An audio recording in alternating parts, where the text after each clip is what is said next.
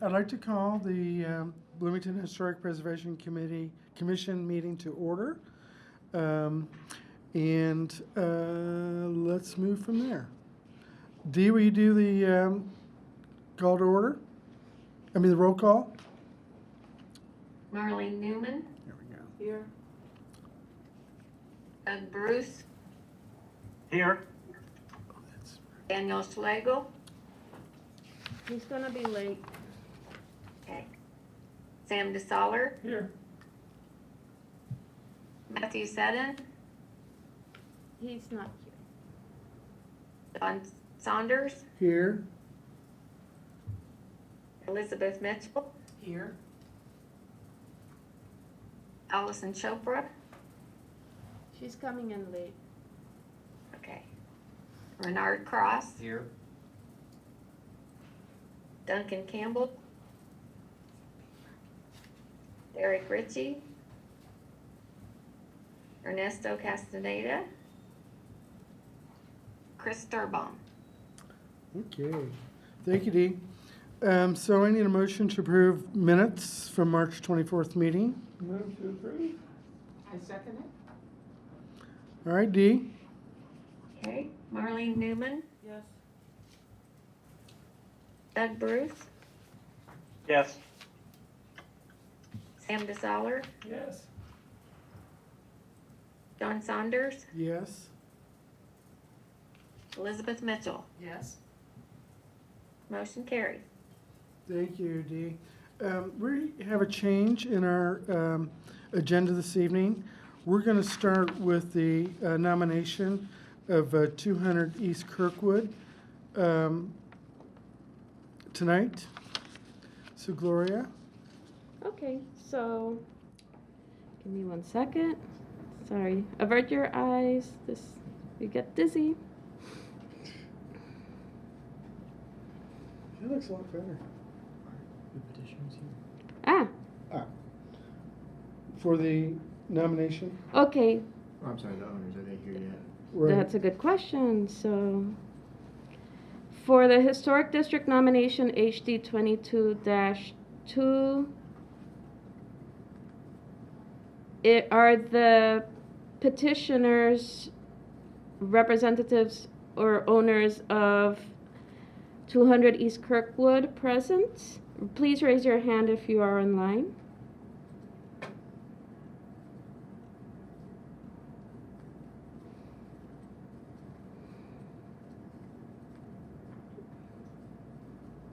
See if I can find the Zoom is not cooperating. The hand feature. Ah, perfect.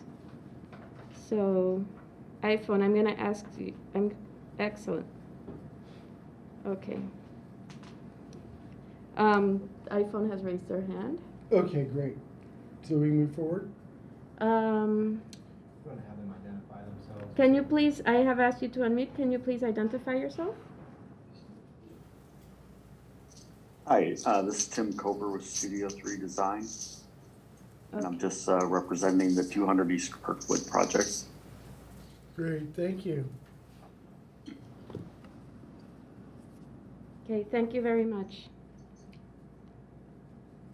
I'm going to put you on mute again and present. So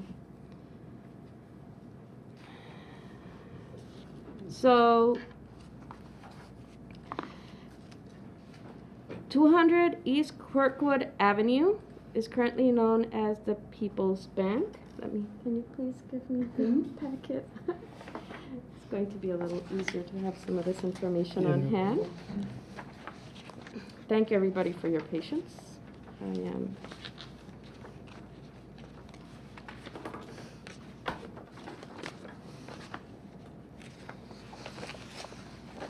So 200 East Kirkwood is currently known as the People's State Bank. Historically, it was known as the Bloomington National Savings and Loan Association. Staff is recommending approval of the property, historically known as the Bloomington National Savings and Loan Association, be designated as a local historic district. According to the following criteria,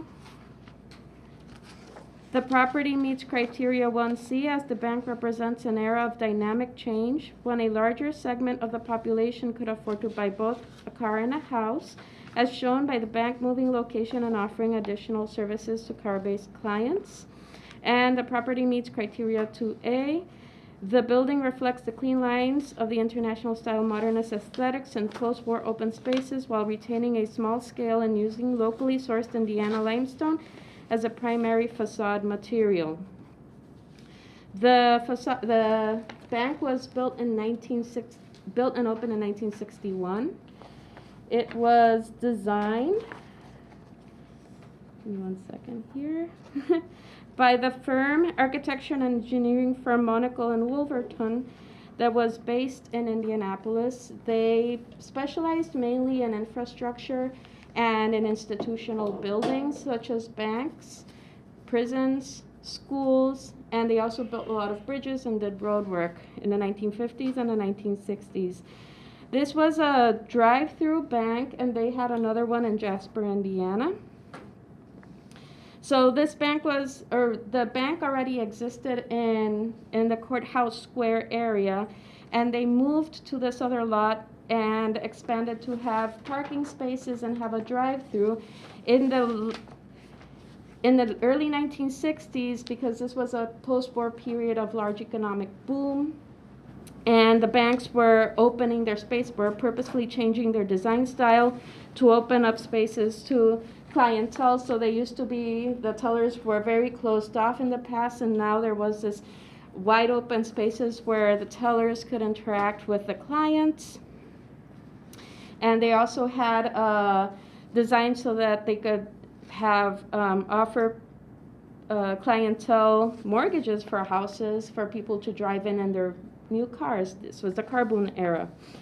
The building also exemplifies the use of the Indiana limestone. So here, before we move on in this image, you could see that there used to be a little porte-cochere or carport where people would drive through. That curtain or that roofing has been changed to an awning in the present, but everything else in the space has remained pretty intact since the year it was built.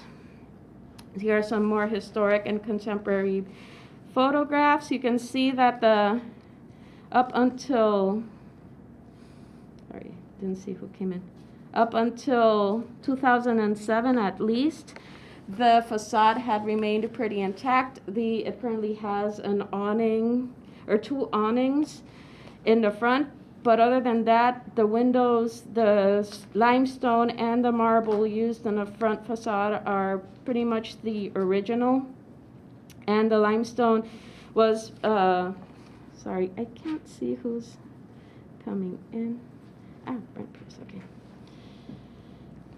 And the limestone was used with different textures depending on whether it was at the front of the building or in the back of the building. And here is the lot dimensions that have been, or the site dimensions for the proposed boundary map. And as part of the nomination, we're proposing to elevate it to the status of notable. It is currently rated as contributing. However, this building stands on its own, and it has enough intact features for it to be elevated to notable, because it has suffered a few changes over time.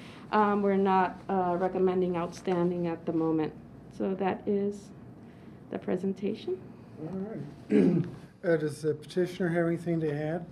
I'm going to press ask to unmute so that the petitioner can comment add anything if they want to. Great. Thank you.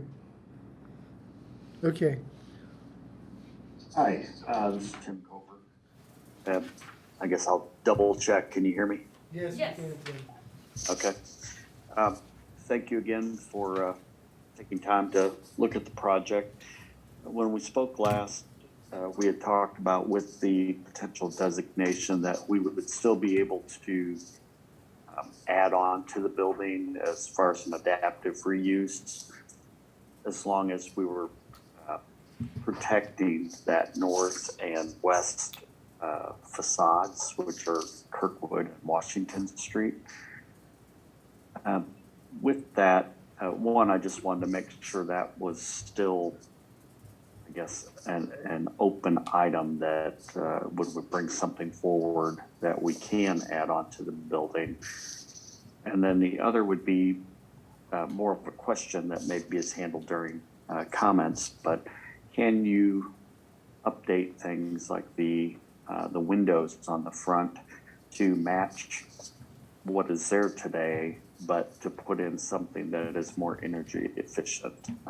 What is there currently is single pane and pretty drafty windows.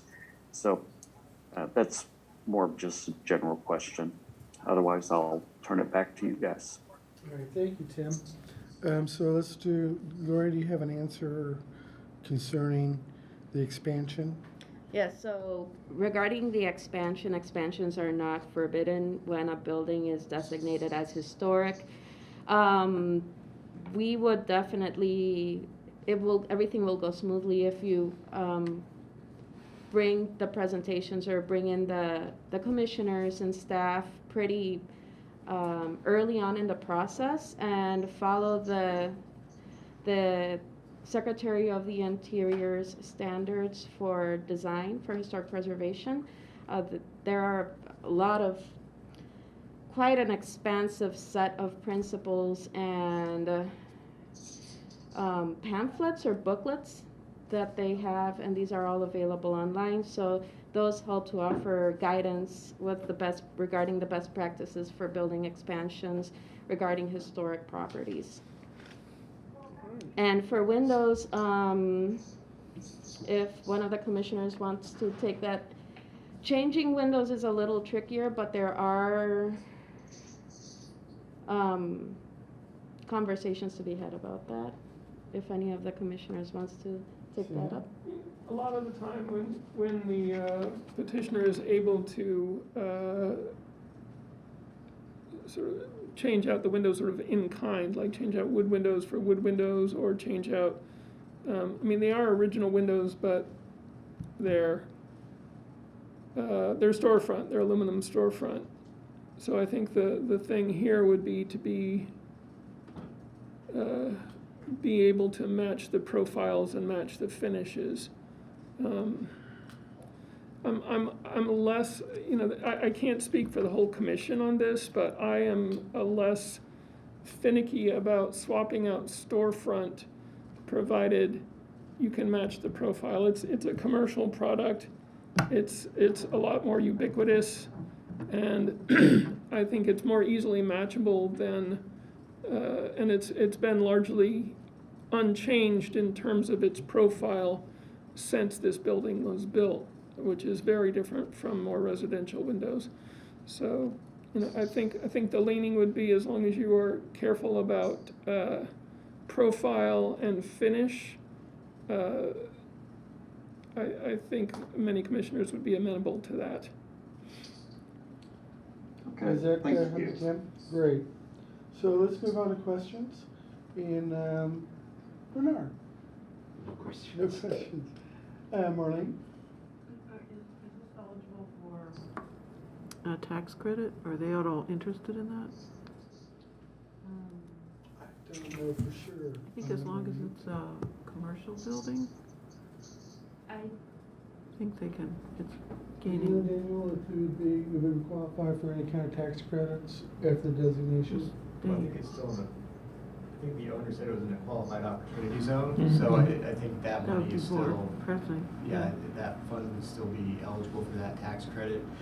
There's other, national historic tax credits that are out there, but I think that would depend on its nomination or process through a national register. I do know that a lot of developers like to pair qualified opportunity funds with national historic tax credits to kind of multiply that impact. but I can't really give tax advice here. No. Yeah. Great. Did that help, Marlene? Okay. Okay. Elizabeth, do you have any questions? No, I don't. Sam? I have, well, I guess the other thing I would like to bring up is also the alley facade, which is that, hang on, I'm directionally challenged. The eastern facade, which has the pass-through on it. Yes. So that is also something we want to protect, I would assume. And I would like to bring that to both the commission's and the petitioner's attention. Okay. I haven't got any questions at this moment. Daniel, you're with us. Do you have any questions? Oh, that's Samuel Dixon. Oh, I'm sorry. Doug is the one who's with us. Sorry, Doug. You're in Zoom world. Do you have any questions? He's muted. Wait, did I not make him a co-host? There we go. I kept Yay. trying to unmute myself. I'm so sorry. No, Okay, I have great. no questions. Okay, Marlene asked my question. perfect. That happens to us. All right, so does the public have any questions? The representative raised their hand. Okay. Tim? Yes, two questions. One is, would the facade qualify at all for historic facade grant if we were trying to change out the windows? Let me check the BUEA map. Opportunity, the Okay. And then the second question, just clarification again, when we spoke last time, we talked about the ability to add on to the back or alley side of the building and the, which is south, and then also the east elevation, which is facing the Graduate Hotel. And there was a comment just a moment ago about protecting another area. I just want to make sure I understood where that was. So my understanding is that facade is at the property line. Is that untrue? The east facade? The west, I'm sorry, the east facade along Washington Street. That's the other way. That's is- Washington is Street on is to the property west, line. Yep. isn't it? Yeah, Washington Street would be to the west, Tim? Or I'm sorry, the west, Yeah, that's you know, the west, now Washington I'm Street. backwards. The west facade is on Washington Street, and it is actually a hair over the property line, running down the left there. So the building basically. And then, Yeah, sorry. And then the east facade faces the Graduate? The Correct. hotel? Okay. So were you talking about trying to vacate that alley? so that is not actually an alley, that is part of the property. You show where the drive-through is on the east side. Okay, so he wants to expand out into Yes. the, Yeah. So we would expand towards the Graduate and, but hold back from the face of Kirkwood Okay. of the building. And then okay, yeah, expand sorry. to the you. south, but again, leave a gap, or a step back from the building. All right. Okay, thank you. I was, yeah. So part of the nomination has to do with that the drive-through is intact, right? And so if you're talking about expanding into the alley, well, that's a question for Gloria. That was not directed to the petitioner, so my apologies. Right. Thank you. That clears me. So part of the petition, or part of the designation application is that Hi. that the drive-through is intact, yes? Well, the whole lot, it's to include the lot as a historic district. So the historic district, like, we're just working with the historic district itself rather than with any future alterations that might happen. like certificate of appropriateness. I don't know in what directions or how an expansion would happen in the future. But right now, it's, the lot itself is what's being applied for protection. So here's the map, and it does include that space. Right, but I guess what I'm trying to say is, part of, you delineated a number of features on the building that contributed to its, Nomination. Yeah. to its Yeah, so nomination. it- And one of those was the intact drive-through. Yes, so the drive-through is not 100% intact, but it is an original component of the building, and I just wanted to make sure that was clear.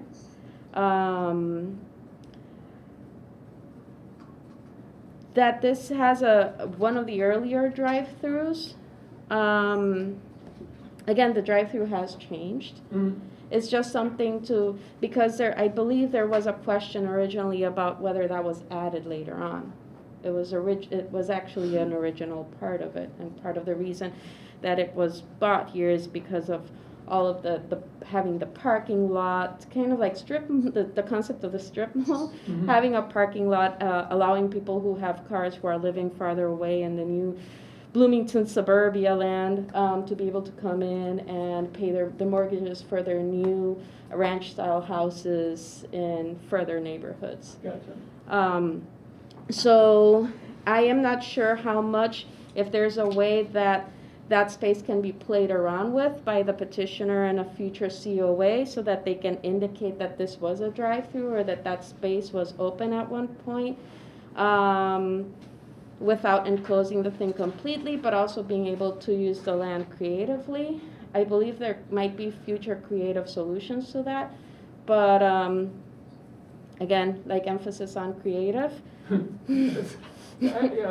think the thing that I might have to retract my earlier comment, because I think there's a balance to be struck here between preserving the entire building and also building a site that is more dense, because it's downtown, it's adjacent to all of the infrastructure, and it's a pretty tight site. Yes. So I think that's addresses all of my concerns, and I'm probably going to retract my earlier question.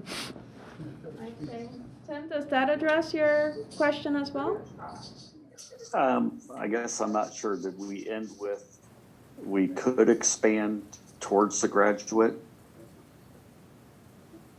Marlene has her hand The raised. Secretary of the Interior standard covers that really well. I think that you should really read that, because I think there a lot of what occurs, if it can be removed without damaging the building.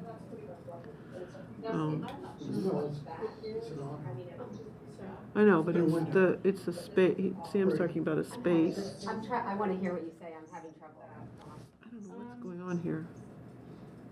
Jim, I'm going to mute you for a second. Oh, I just want to let you know I couldn't hear. Oh, that's okay. Yeah, thank you for interrupting. I think the Secretary of the Interior standards handles that really well, and they explain about additions and since I think we are responsible for upholding that, I think that would be a good place for you to start.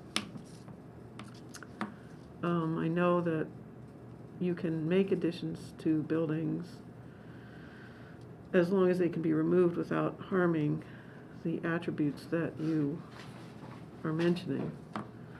So, creatively, you might think of it as, a glass alleyway or something. I mean, so that you could see or feel that this thing was something that might be moved through. I think Gloria was correct. There are a lot of creative solutions. Atria. Does that help you, Tim? I just asked him mute again so that Tim can participate.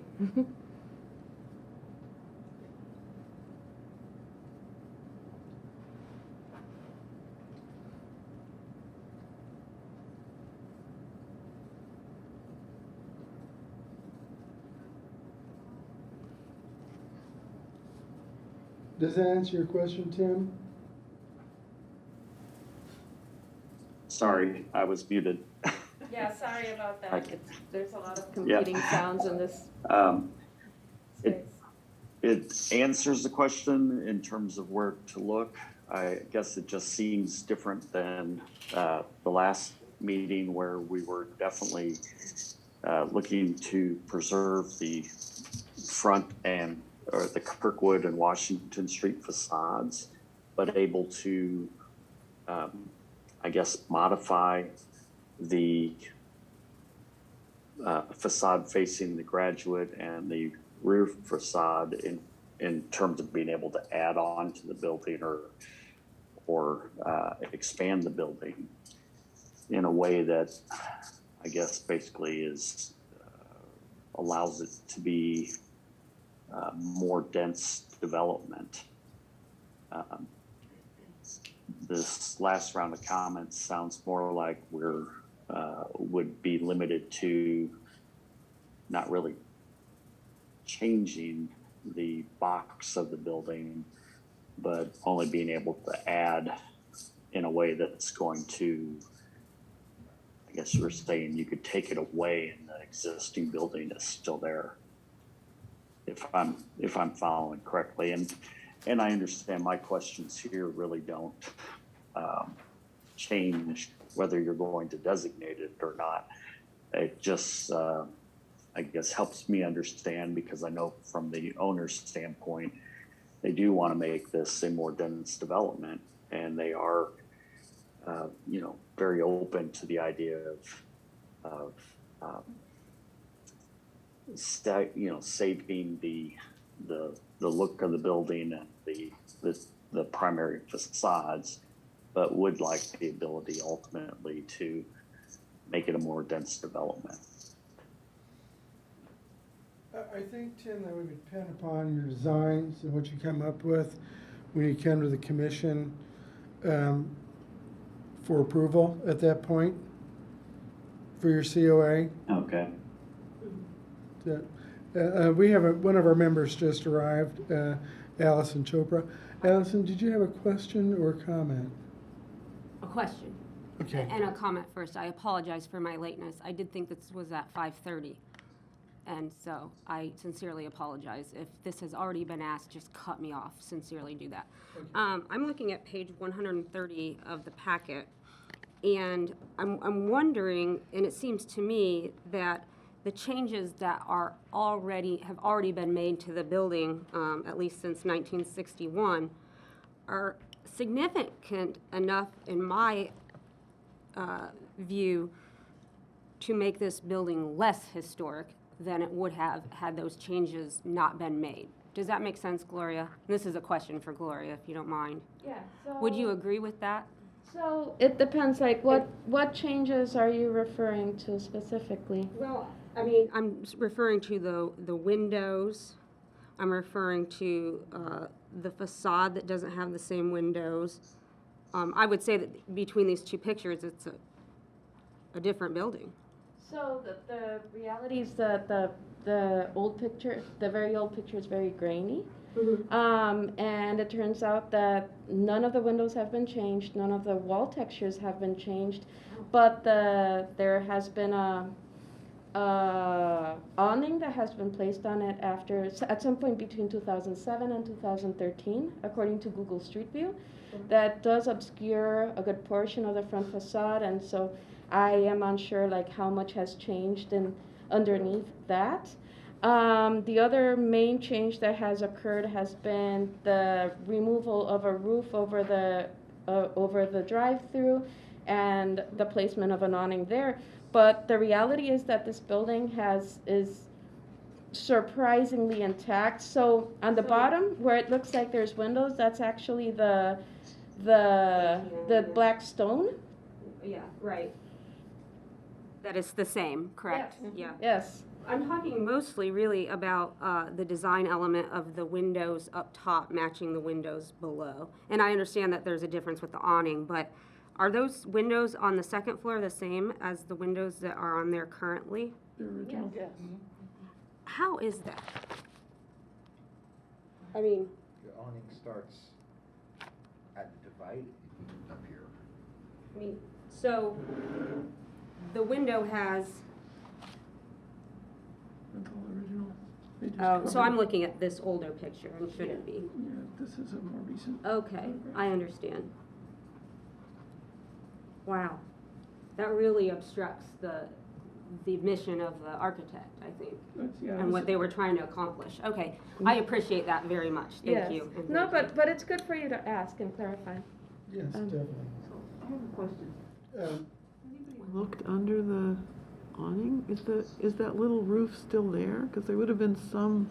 I have not I looked at haven't. it, I'm just Marlene. curious, because it would have made so much sense just to put the awning over She's the. asking about the awning in Yeah, front. the current awning has a lighting fixture on it, and you can't look up through Tim, it. do you know if the awning is still on the front of the building? I do not know if it's still there or not. So we were gonna move to comments next. Aren't these the comments? Well, we did questions, we entertained questions, and now we're gonna move to comments. And let's start with Sam with our comments. I do think this is a tricky site for the developer. And I agree with Gloria's assessment that it's a building that's largely intact. And because it's sort of a rare bird here in Bloomington, we have very few like higher national style buildings here in Bloomington. I mean, even the bank, the Chase Bank on the corner, that's much more brutalist than this one. This is one of the few remaining examples in town. So I think I would stand behind both designation of this and also giving the developer some latitude on infill, because it's going to be a tough nut to crack. And I think, you know, as long as you're sort of paying attention and setting back on upper stories and making clear what's new and what is existing and treating the existing with care, I think this is a building that has a lot of potential for a very successful addition and expansion. Thank you, Sam. Allison, do you have comments? I do, sir, thank you. So as an attorney and a wannabe judge, I understand that when you look at things, sometimes you have to block out certain parts of things you might consider. So I understand the only thing that we should be considering is whether or not this property should be marked as historic. And you can't think about what's going to go there ever, how it's going to change, maybe this or that. That's not part of the consideration. I mean, that's part of the legislation, correct? Yes, it is. So that's, I mean, I know that I've talked to Mr. Doty about this, that you're not supposed to consider that. And it's unfortunate in this situation because, yes, I guess based on standards, I think it's historic. I don't necessarily like it. I'd like to see it be torn down and be more functional. I think as long as it's a nice project, I don't think it's functional the way it is, and I think that the developers should be able to do something new. But that doesn't matter. I've got to sit here and say, is it historic? Do I like my decision? No. Am I following the rules? Yep. So I'm going to have to vote yes without considering extraneous factors. Thank you. Thank you, Allison. Elizabeth? I agree with Sam wholeheartedly. He spoke for me unknowingly. Great. Thank you. Bernard? I support it. And Marlene? I support it. I support it as well. And Doug? He's muted. There we go. Yeah, I think Sam hit the point right on. I would just add for Tim, I think you could look around. There was a building that Duncan, well, first off, there was a book that Duncan Campbell recommended to me years ago called, what was it, The Art of Additions, something along those lines. I've got it in our library, and it speaks exactly to, I think, what the petitioner would want to do here, and it talks about not historicizing the addition and trying to differentiate between what's new and what's old and historic. And I think you'll find that there's a lot of successful examples of that around the country. So I don't think an addition is out of line. I think it's just going to have to be very well crafted and carefully thought out. But I agree with everything that Sam said, adding that information as well. Thanks, Doug. Do we have any public comments?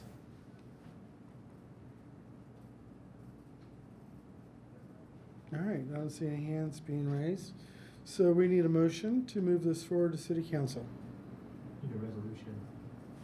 Just go ahead and read the resolution. Okay. And, All right, thank you. Today, the HPC declares that the property located at 200 East Kirkwood Avenue meets the following criteria for local designation and referred to in the staff report. Criteria 1, as a bank represents an era of dynamic change when a larger segment of the population could afford to buy both a car and a house, as shown by the bank moving the location and offering additional services to car-based clients. Criteria 2, the building reflects the clean lines of the international style, modernist aesthetics, and post-war open spaces while retaining a small scale and using the locally sourced Indiana limestone as the primary facade material.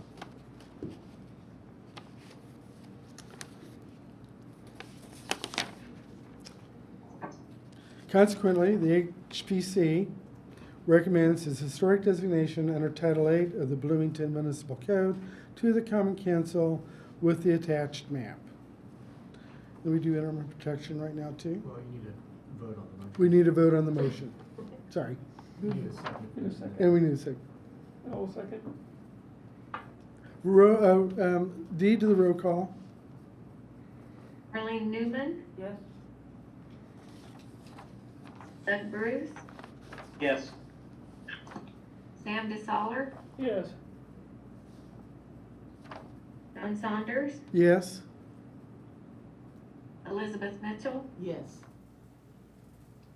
Allison Chopra, Yes. Bernard Kraus. Yes. Motion carries. All right, let's move on to the interim protection. Resolution to place interim protection on the property that has been sent to the Common Council with a recommendation of local historic designation. Today, after the vote, the HP recommends that Common Council locally designates the property at 200 East Kirkwood Avenue as historic and places the property under interim protection pending action by the Common Council under BMC 8.08.015. And second? Okay, D? Marlene Newman, Yes. Doug Bruce, Yes. Sam DeSaller, Yes. John Saunders, Yes. Elizabeth Mitchell, Yes. Allison Chopra, Yes. Bernard Kraus. Yes. Motion carries. Thank you, Dee. All right, let's move on to COAs. Commission review, COA 22-26, 516 South Highland Avenue, Elm Heights Historic District. Is the petitioner with us? She is. Very good. All right. Okay, so you move things around in my screen. So COA 22-26 at 516 South Highland Avenue is, the petitioner is requesting a solar panel installation. Elm Heights Historic District Committee comments are pending. I emailed them twice. The proposed solar panels would be located away from the main right-of-way towards the back of the lot, complying with the Historic District guidelines. Staff recommends approval of COA 22-26. So this is, you can see the location of the house and the photo of the front facade, or partially. This is what was sent to me. And here are some drawings with the location and a image of how the solar panels would look like. And that is what I have for this one. Thank you, Gloria. Emily, do you have any additional comments for us? Please raise your hand so that I can let you unmute.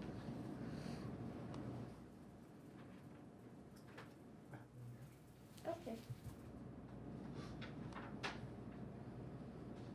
You can unmute yourself now. Okay, can you hear me? Yes.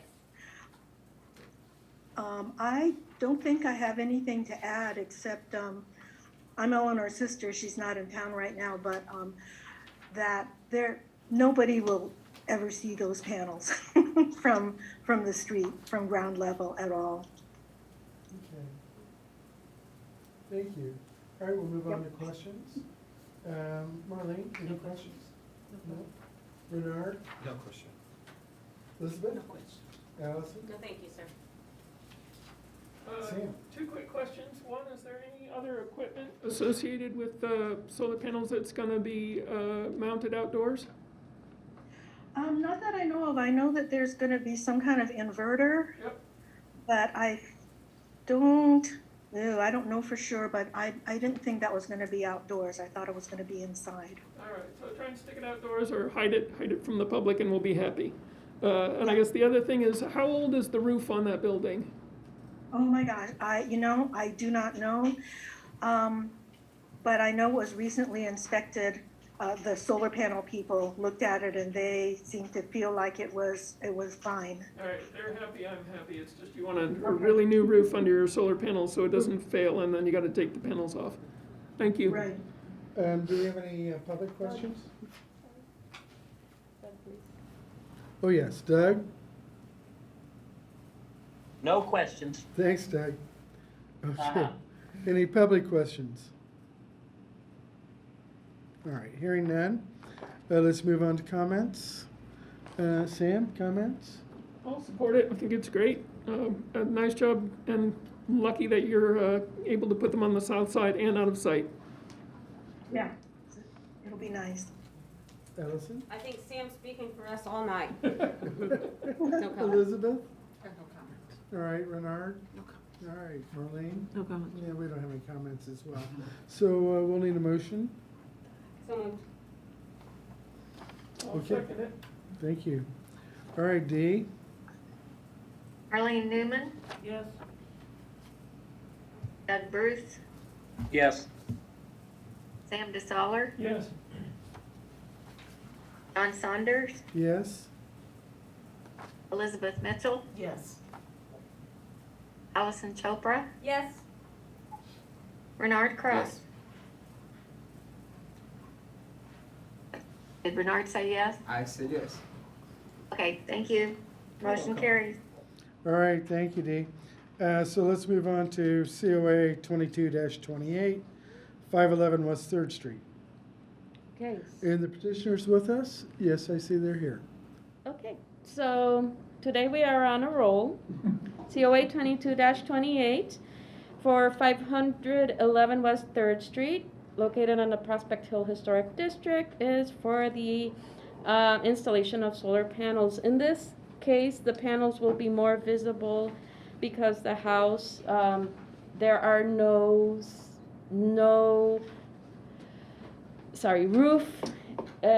roof area that doesn't in one way or another interact with the visible right of way. However, they are to be installed parallel and close to the roof surface, mitigating the visual impact of the solar panels. Staff recommends approval of COA 22-28. Prospect Hill itself does not have a construction subcommittee. And here are some images of how it would be placed on one side of the roof. And it's the location of the property on 3rd Street. And they use the neighbor's facade as a sample of how it would look. Okay. Very good. Thank you, Gloria.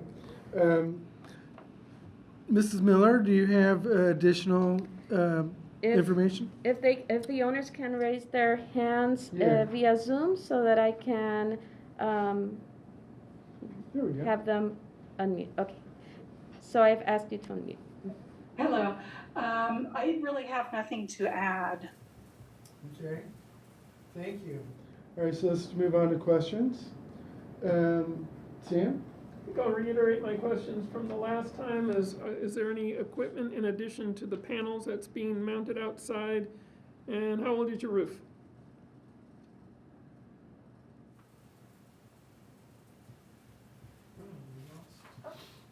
We lost you.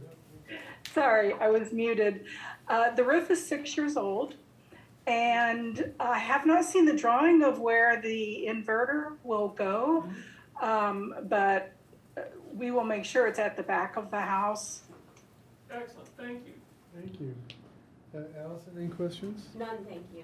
Elizabeth? No. Renard? No questions. Marlene? No questions. Same here. And Doug? No questions, no Thank comment. you. Can I Okay, ask a question? Do you mind? we're still in questions. Great. Gloria, Ms. Colum, do you know if, you know East Side Drive that's close to, Heights.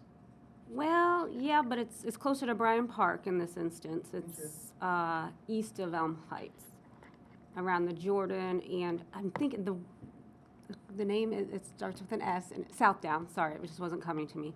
Do you know if that area is in a historic district? This is relevant, I promise. I am.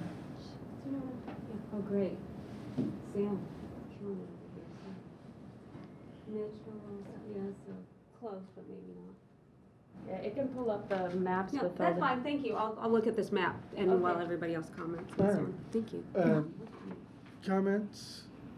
Elizabeth? Nothing. Renard? No comment. Marlene? No comment.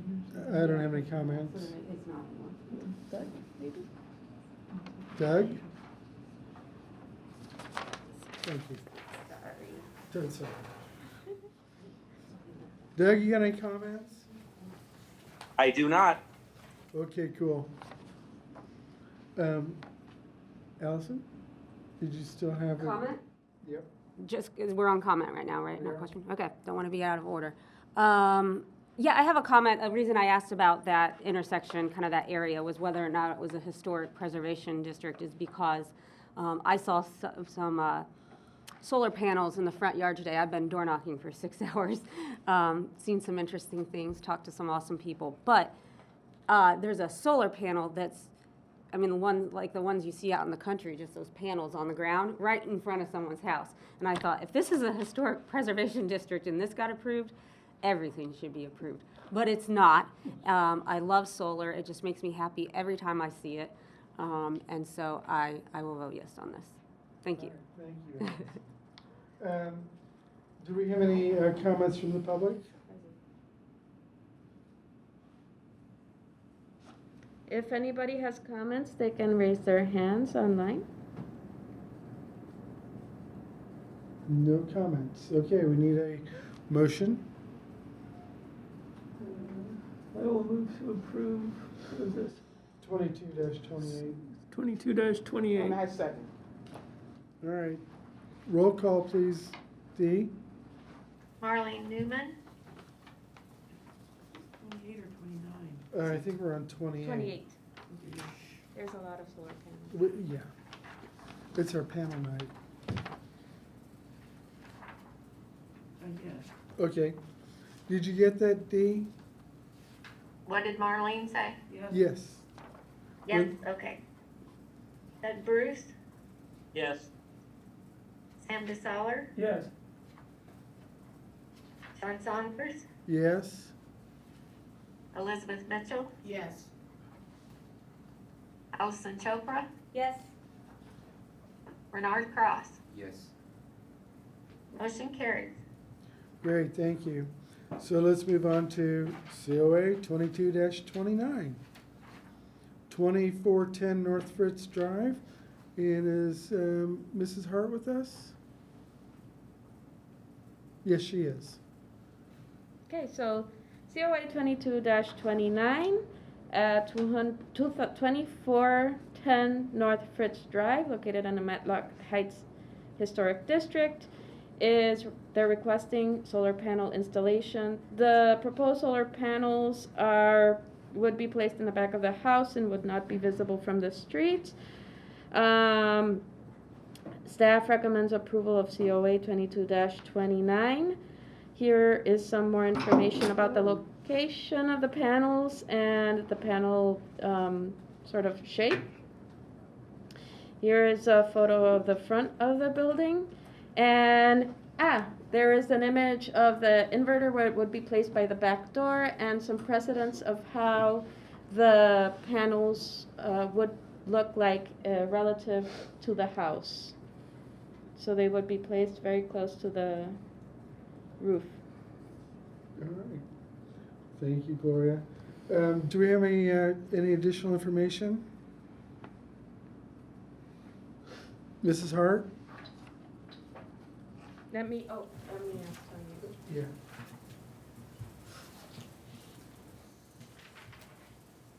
There we go. There we go. I don't think I have anything else. All right, great. Thank you. Okay, questions? Marlene? No question. Renard? Elizabeth? No. Allison? None, thank you. Sam? Did we hear anything back from the neighborhood? The Matlock Heights, the way that they work is that they comment and see the cases if they don't go through the HPC. Okay. And your two questions? I think they got that covered already, so I'm not going to bother. I have no questions. Great. We'll move on to Doug? Do you have any questions? No questions. And does the public have any questions? If anybody has a question, they can raise their hand via Zoom. Okay, seeing none. Let's move on to comments. Marlene? No comments? Okay. Renard? Elizabeth? Allison? None, thank you. Sam? I'm happy to see so many solar panel installations before they sunset the net metering, so thank you all. And I have no comments on this one as well. And Doug, do you have any comments? No, I was going to say the same thing as Sam. It's kind of neat to see all of these happening. I know the sunset's coming up soon. And it's almost like as long as these aren't on the front side, they almost ought to be staff approvals. I was wondering if there was a sale or something. Yeah, definitely. Are there any public comments? All right, hearing none, we need a motion to approve. I motion. Second. All right. D? Marlene Newman, Yes. Doug Bruce, Yes? Sam DeSaller, Yes. John Saunders, Yes. Elizabeth Mitchell, Yes. Allison Chopra, Yes. Bernard Cross. Yes. Motion carries. Great, thank you. Thank you all. right. Now we're gonna have a little change of pace. We're gonna move on to COA-22-30, 101 West Kirkwood Avenue. And the petitioner, Rebecca Ellison, are you with us? Raise your hand. Raise your hand, please. I thought I saw her. I believe she's here. Yeah, she's there, I see her there. Okay, great. Excellent, thank you. So, Certificate of Appropriateness, COA 22-30 for 100 West Kirkwood Avenue. They're requesting the installation. The application's at 3, but I looked and I believe there are 4 sign replacements with respective lighting. The petitioner has already met with planning and transportation as well as with myself and is working through the process to ensure that compliance is met with both HPC and the UDO. The three, I believe there are actually four, proposed signs maintain the materials, locations, and themes of the existing signs. The proposed lighting maintain the themes and scope of the existing lighting features found in the different storefronts. So this is, it says contributing here, but actually we have in 101 West Kirkwood, the whole gamut from non-contributing to outstanding. They are all represented here. I just wanted to make sure that's very clear. Here is a plan, a site plan. And this is the first sign. Just want to make sure everybody can see the dimensions and the location. The sign basically they're changing from mall, stopping to use the term mall for their reasons, for compliance reasons. And here's how the lighting would work. And instead of Fountain Square shop, the browse the shops inside. So the locations, they're really not impacting more material than they have previously. And they're maintaining the current theme. Here's the third sign that has a bit more wayfinding to it than the previous one.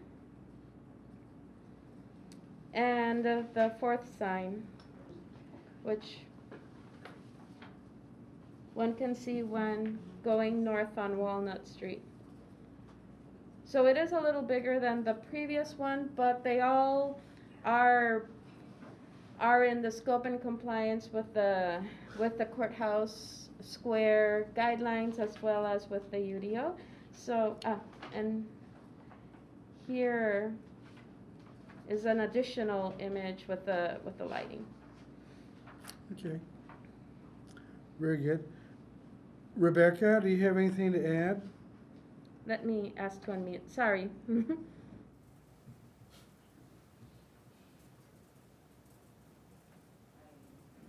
can unmute. There we go. I don't believe so unless you have any specific questions in mind. We'll get to that in a moment. Thank you. Okay. We'll move to questions now. Sam, questions?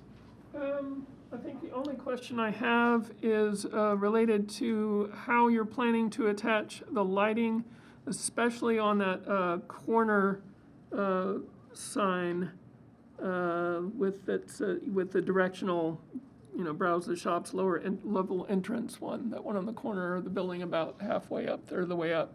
Not that one. That's the one on the opposite corner. That one.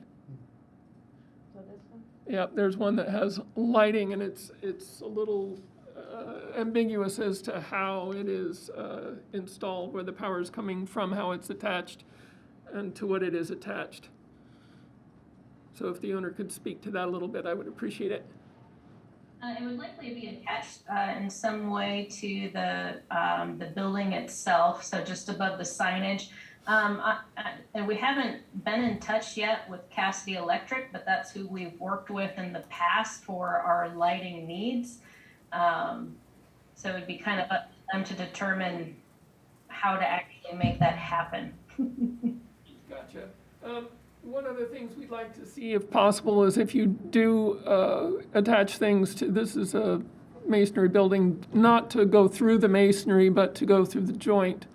So if they could ensure that that happens, I think you'll get a lot fewer complaints from this body. Go through the joint? The mortar joints, yes, instead of the actual brick. Oh, okay, gotcha. Mm-hmm. This particular, the back of the building is actually plaster, I believe.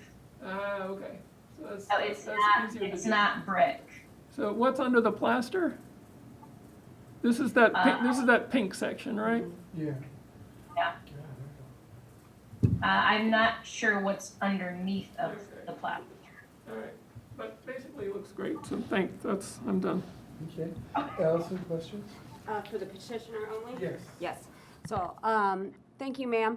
I do have a question about the change from the black to the green. I probably know the answer to the question. Why did you move from one to the other? From the green to the black, We're sorry. actually going from the green to the black and Yes, white, yeah, I and said it that has to do, incorrectly. that has to do with the new branding efforts for Fountain Square. Okay. Can you tell me the material of the green and what looks like gold? Neil, sorry. Yes. This is, oh, that,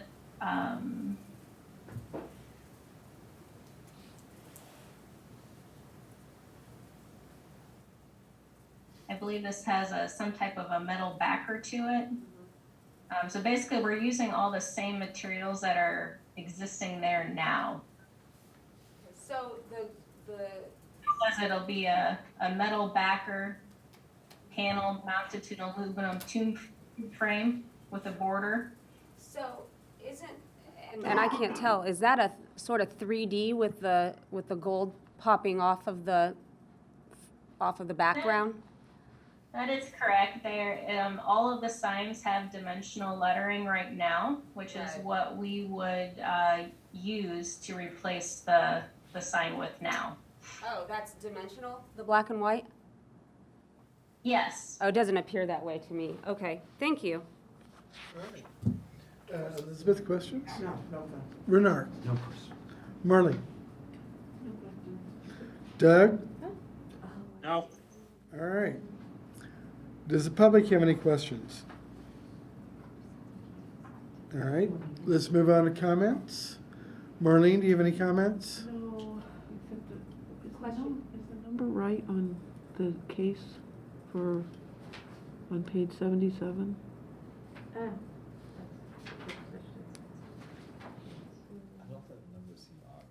Yeah, there was a doubling on 28, so it gets picked up on what Gloria has, so this is 30. Right, I think. And the COA is, so COA 30 is this one, and 29 is what they've got on their application. So on page 77, is that the same building that we're talking about now?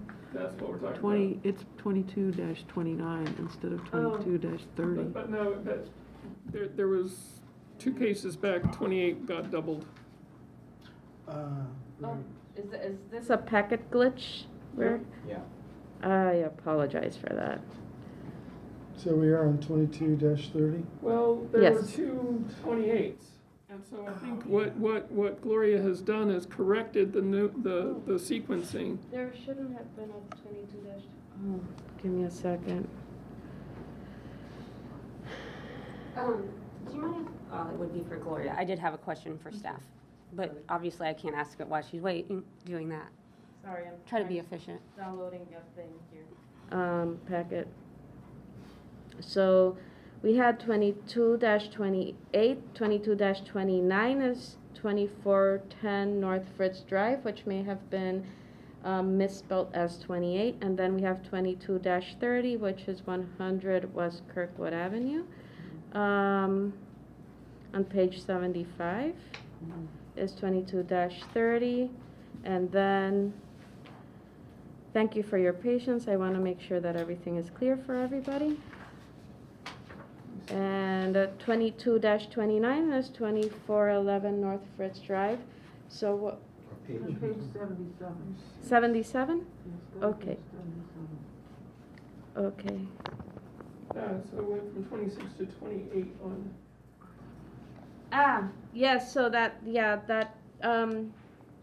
there was a numbering mess, but everything else was, I had numbered them incorrectly, then I fixed it, and then I forgot to go back to the application and fix it there. So it should be 22-30.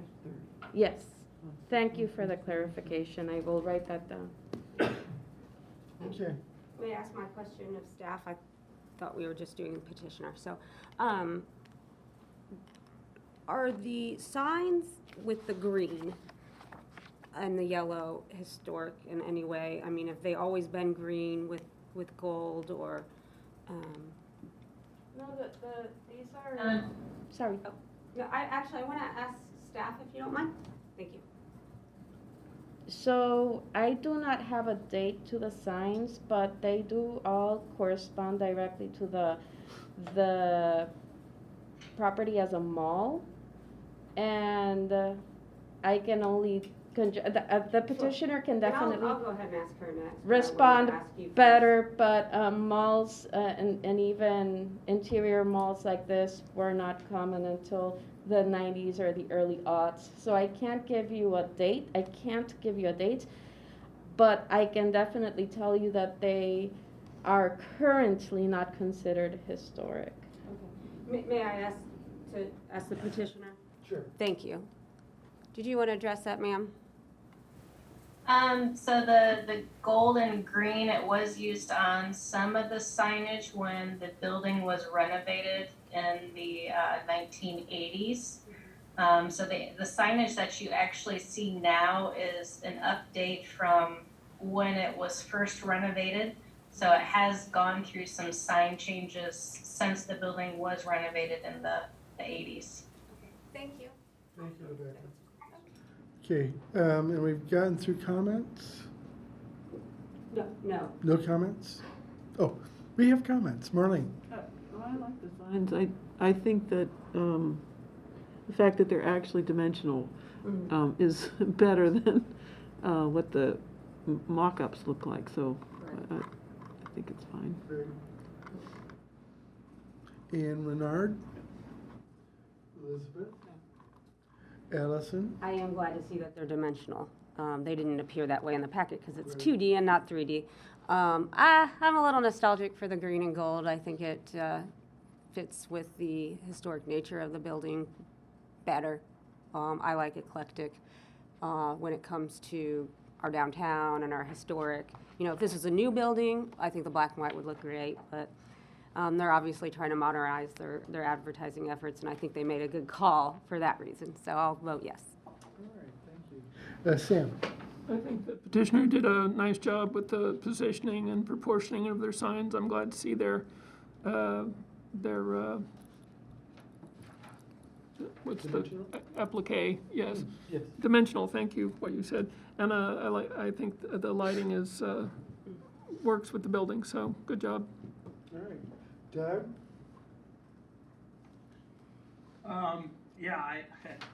Kind of interesting when it was asked about the lighting. I think Sam asked the question about the lighting on the pink wall.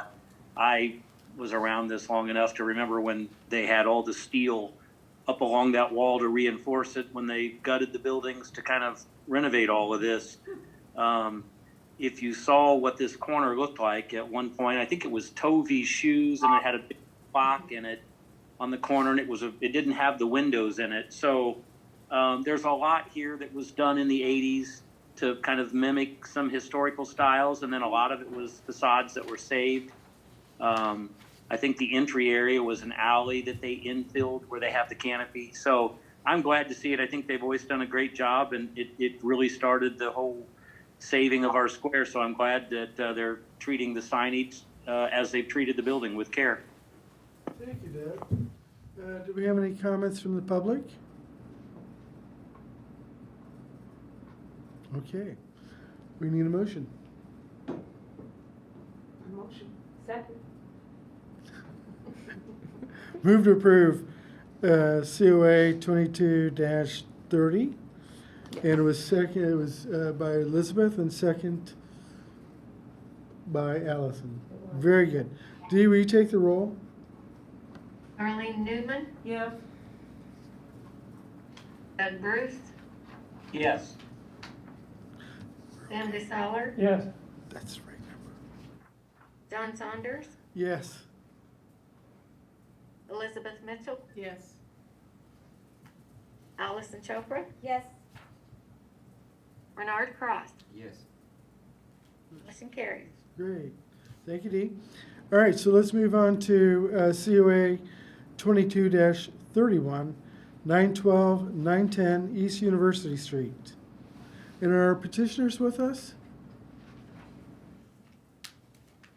Yes. All right, great. Perfect. Okay, Gloria? Okay, so somebody entered the room.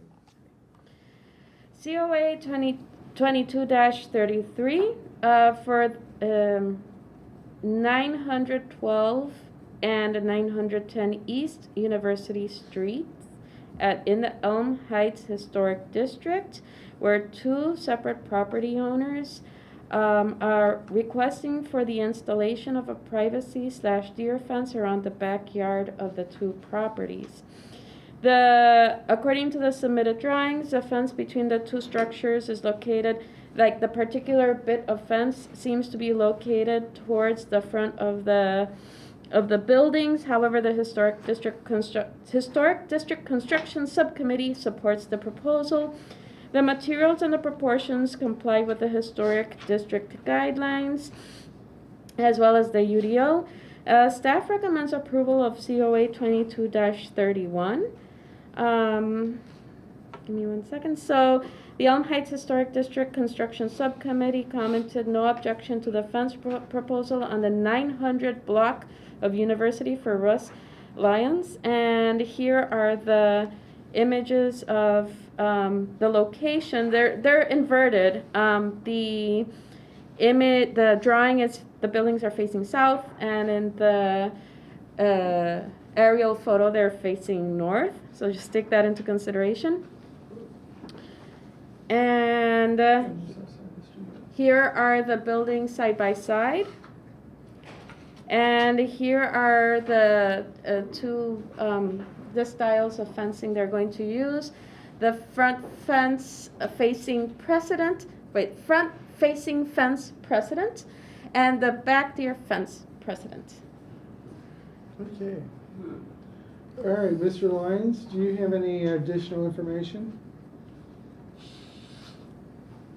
I've asked to unmute. The only additional thing I wanted to say was that actually in the back, only at 910 will it look like that solid fence. And 912 is the trellis fence everywhere. Okay, thank you. All right, let's move on to questions. Sam? I have no questions. Allison?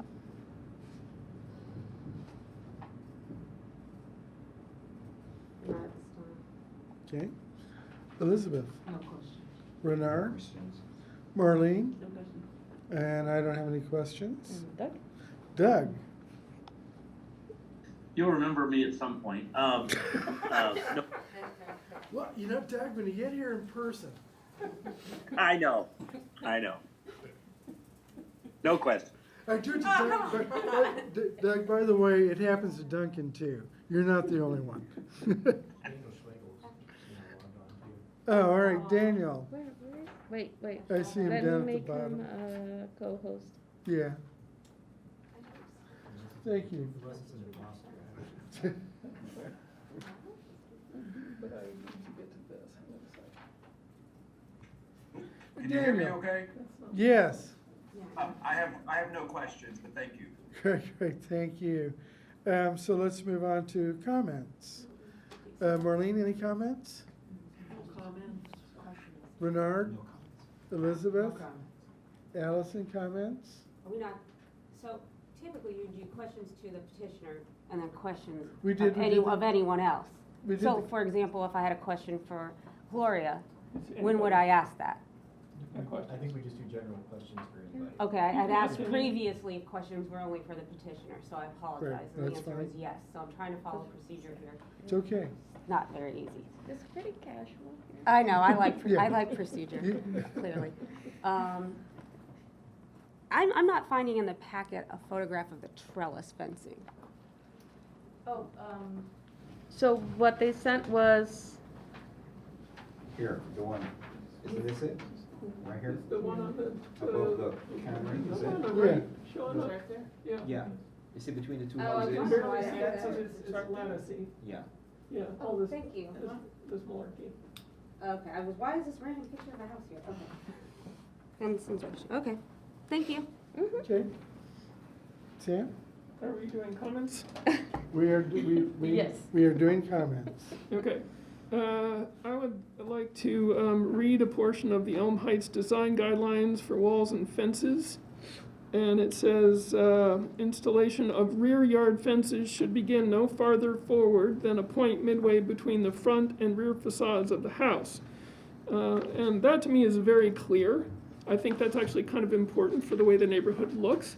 If the neighborhood would like to revisit the guidelines and rewrite them so that they can do whatever they want to do, then I would be happy with that. But I would be much happier with this petition if the fence complied with that particular part of the guidelines. And right now, it does not appear to do so. It is in the first third of the house. So anywhere from halfway on back, and I will be a happy camper. Yeah. So can I have my comment? Okay. Did you want to comment on that, Mr. Lyons? Let me see if you can unmute. There you go. Yes, just 1 second. Okay, so I understand the concern. A couple of points about that. First, the same block that was used for the model for the front fence, that's a few houses down. They had an exception apparently because of some gardening on the side of their house. So, but one point is that the amount forward that particular portion of our fence would be is, I think, pretty similar to theirs. So in that sense, it already matches what's in the neighborhood on our own block. Second, there's a question of how to interpret that regulation, because as you can see, although it's not entirely clear, but as you can see from the aerial photo, while our front facades are almost in the same plane, our back facades are not. In fact, there's a question of what the back facade means. Is it the main facade of the house, or is it the furthest facade away from the house? So for example, for 910, there would be 2 facades that one could interpret as the rear facade.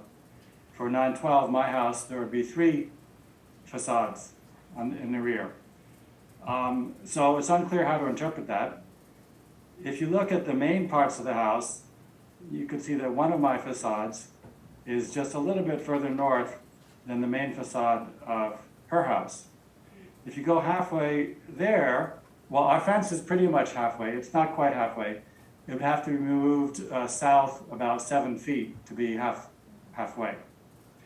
If you move it further than 10 feet south of the planned location, then you run into problems of different sorts. One is trees and bushes that would make it very difficult to have the fence run all the way over to my house on my side, and on the other side, depending on how far south you want it to go, it could run past my neighbor's house.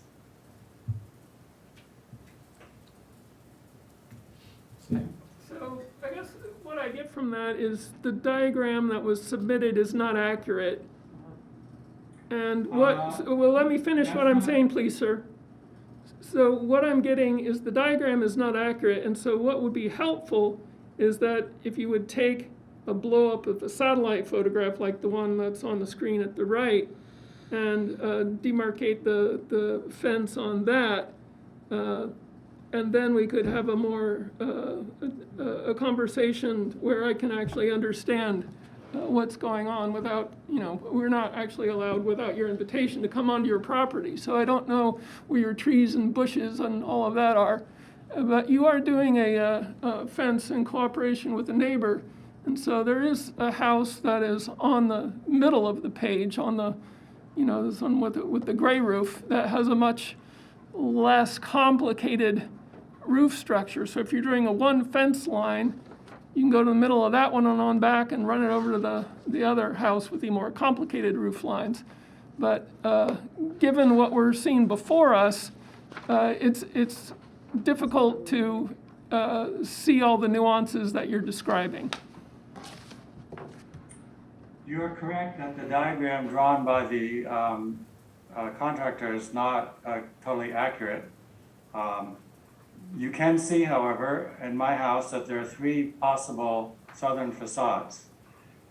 You cannot see on the diagram that there are 2 possible southern facades for my neighbor.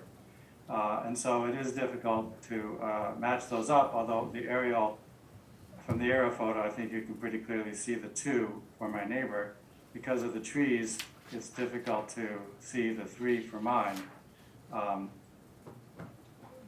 So what would you like? I'd love to have a drawing that I could read. So I You would, want trees? I'll wait until we get indicated? comments from other commissioners, but my inclination would be to wait until we have some clarity about where exactly you're proposing to put the fence. Well, could you clarify what halfway would mean in this situation? So, if you read the guidelines, it says no farther than a point midway between the front and rear facades. So if you look at the front facade, which your houses are on the south side of the street, right? Right. So the one that's facing the street's the north facade, and then you go all the way to the back to the rear facade, and then get that dimension, and you do half of that. Anything that or more forward to the south is what we're looking at. Does that make sense? Are you saying the southernmost facade? I'm saying the halfway point between the southernmost facade and the northernmost facade is Okay. where your fence should go, that or more south. Okay. So given that there are 2 houses, what do you do in that situation? Then if you want a contiguous fence, you take the one that's further south. And draw a line. That would go even further south than my neighbor's southernmost facade. That's not what I'm saying, sir. I'm saying it will be connecting an east and west wall. So if you have a house that is adjacent to another house, and you have a line that goes from the middle of one house over to the house next to it, and a line that goes from the middle of the house over to the back to the other house, you pick the one that's the most south. Does that make sense?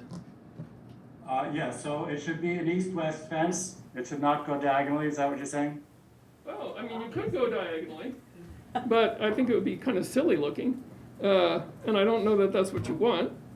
But if you're trying to locate the fence relative to what the guidelines say, that's what I'm trying to say, is you have to take and you want you to do this in cooperation with your neighbor.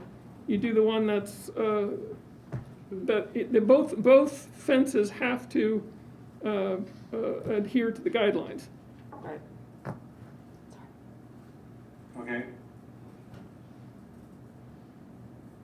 Allison, Comment? your comments? Whatever we want, okay. So, oh goodness, I'm so sorry. My comment is that, I appreciate you bringing that up. I'm not comfortable with the project generally. Like I said, I've been walking, so I don't know that it's fitting for this neighborhood. Number 2. Number 3, I'm actually most concerned about what this may do to future owners of the house. You go to sell it and you've got sort of a neighbor's agreement now, but that could certainly cause legal battles in the future. And I don't know if this sort of shared fence is worth that. I would encourage the parties to find a way for them to have a fence individually if possible. And if not, I don't know that a fence is necessarily appropriate. So I will be voting no unless this is carried over to address some of Sam's concerns. Thank you, Allison. Bernard? It's all been said. Comments. Okay. Elizabeth? Marlene? Well, so we're in comments or questions? We're in comments. Okay, comments, okay. So the interesting thing about the aerial map is that you see 2 volumes that make up the front of the house.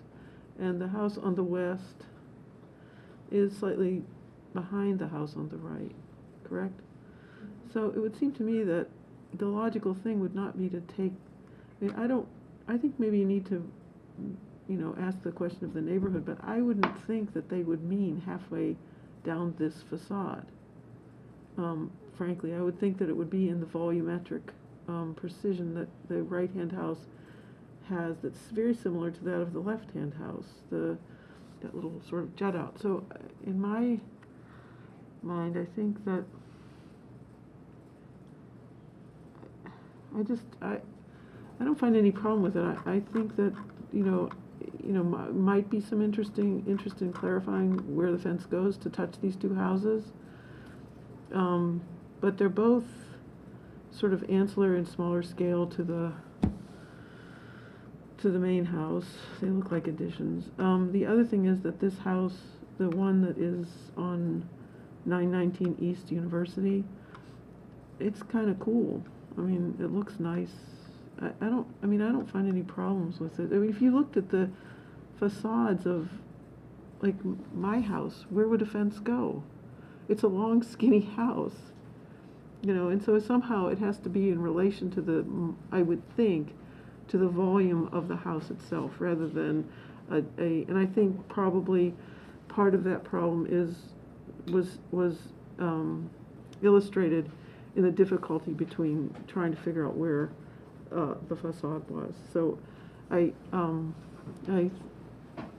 in my house, we couldn't possibly have a fence at all, probably, yet.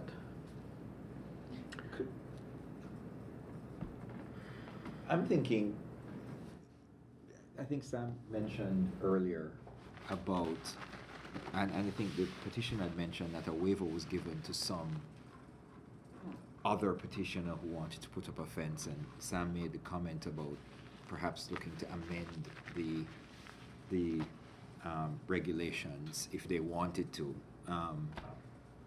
I would see an easy fix is to go to the neighborhood association, present their idea, and have the neighborhood either grant a waiver for the plan that they want, amend the regulations, or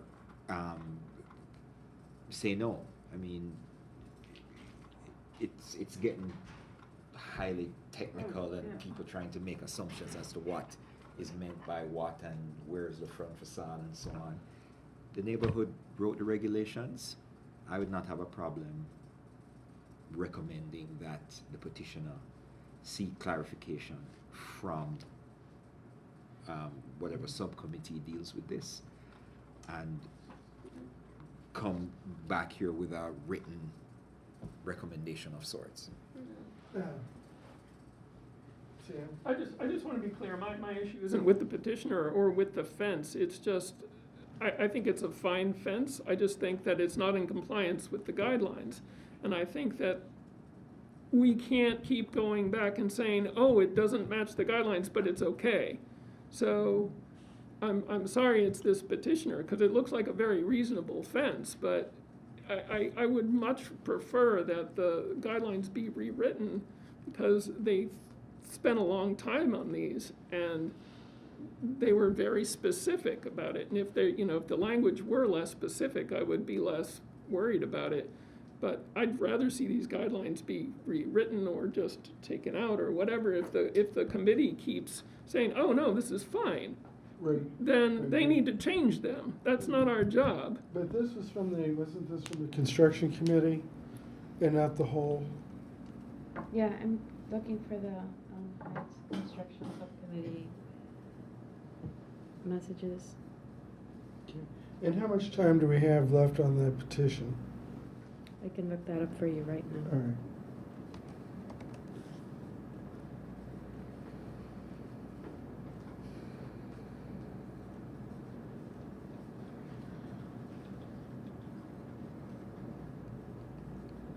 And then we do have an option, Daniel, to move this to our next meeting.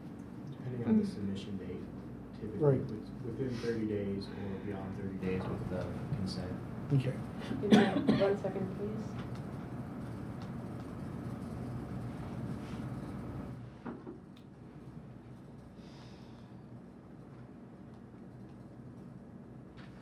This was submitted on the 29th of March, on March 29th, so it has until April 29th. And we have another meeting On April 28th. on April 28th. So we can continue. Okay. So, Doug, do you have any comments? Yeah, when I first looked at it, I can't say that I recalled the guidelines, and I thought, again, I think I agree with Sam. I think to me, it's a perfectly good fence. But I don't know if our issue is with the neighborhood and you know, is this project kind of caught up in it if they haven't changed their guidelines, and I guess my other comment would be, is that something that they can change, or is Sam or are we as a group asking just for the neighborhood to review it as a project as a whole, and then we maybe need to discuss with them that they need to either update or modify their guidelines, or this is how they want to look at things. I think we need some more direction from them, but I don't know if we're going to get an answer from them before we have to see this project again. So I don't know what that's going to help. I will say the drawings were a bit confusing, and so maybe that's the part that I would like to see, is just the drawings of something that gives us a little more information on what we're actually voting on as far as location and what's around it. That's all the comments I've got. Thank you, Doug. And Daniel?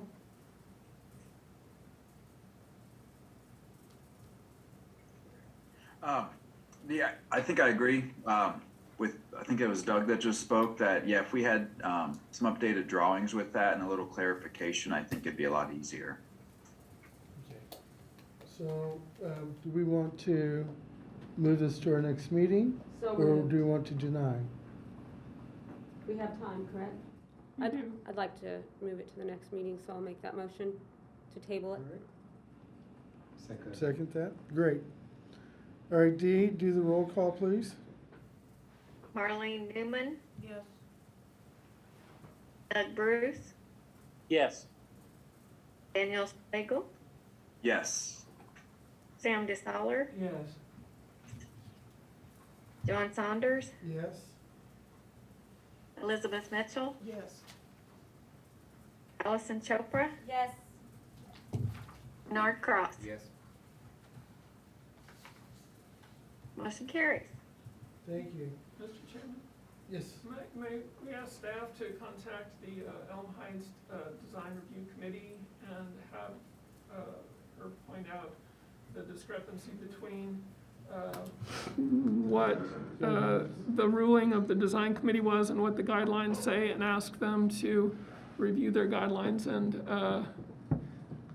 let us know if they're willing to revise them. Very good. Thank you, Sam. Thank you, Gloria. Thank you. Okay. Can I ask a question, please? Please. So you would like me to bring back an altered, a more accurate drawing, is that correct? Yes. Is there anything else I should do? I would say contact the Elm Heights Neighborhood Association and meet with them and talk with them. I should do that? I would recommend it. Okay. And there were several people emailed, copied initially on this proposal. I don't know if they're all from Elm Heights or not. I know at least some were. That is not particularly relevant, is that correct?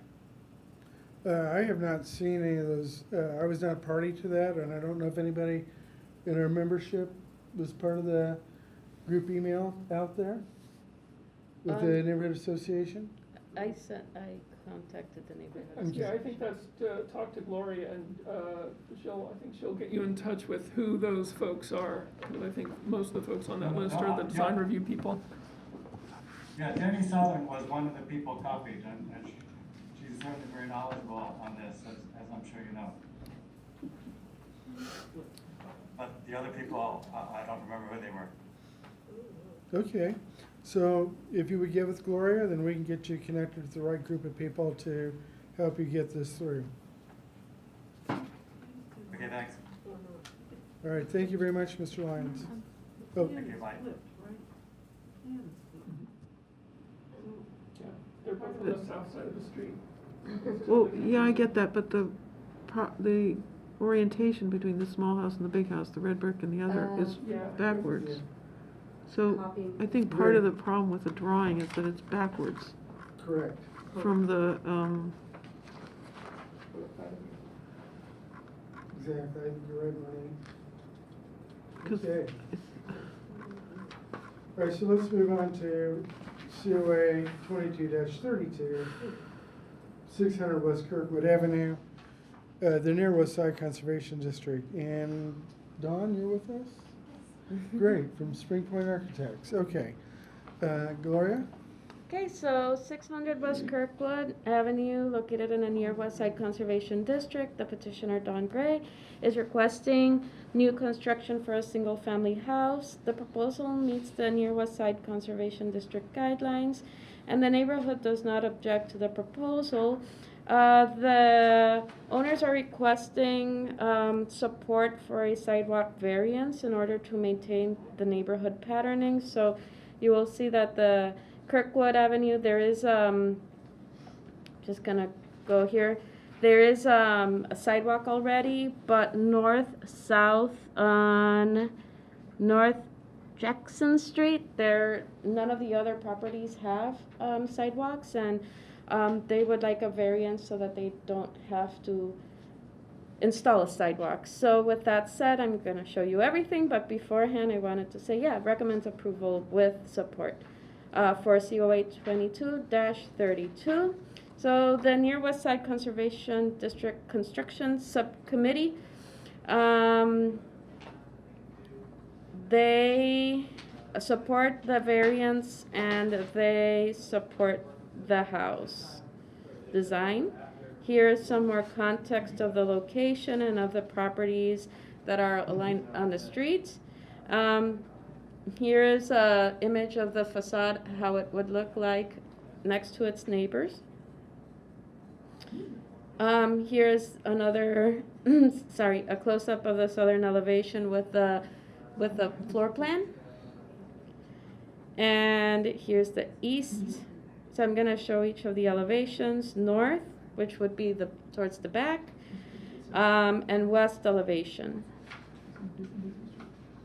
So it's just one structure, but they do use various creative techniques to break up the form. Okay. Dawn, do you have anything to add? No, not really. I think we're just, you're here, or I'm here to answer any questions that you may have. Okay. Yeah. All right. We'll start with questions. Should we? Okay. And we'll start with Allison. Thank you. Actually, is there a microphone for her to use so that cats can pick her up? Or will they? Okay, thank you. Oh, and you can also use the sign-in sheet. Oh, great. Okay, Ms. Gray, what is the square footage of this home? The first floor square footage is roughly 1,700 square feet, plus the garage, which is another 600 or so. Sure. Yeah. And so the base is, what's the total? Total on the first floor. Square footage. Total square footage. Let me do a quick calc.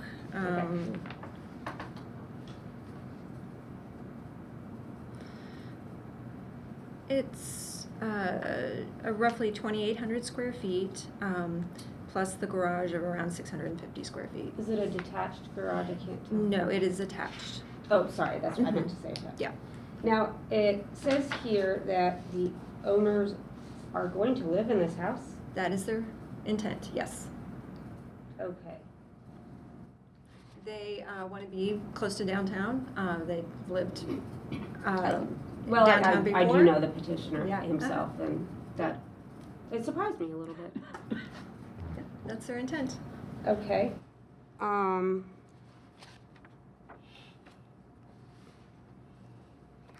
there other properties that you foresee in the area being remodeled or renovated in the future? I mean, this is a gentrification type of area. You know, there's certain parts that people are. Has it been gentrified at all? I would not necessarily say that, but I know there is more investment happening in the area, but I think that's just I typical around town. apologize, that is not the word I should have used, because people don't like it.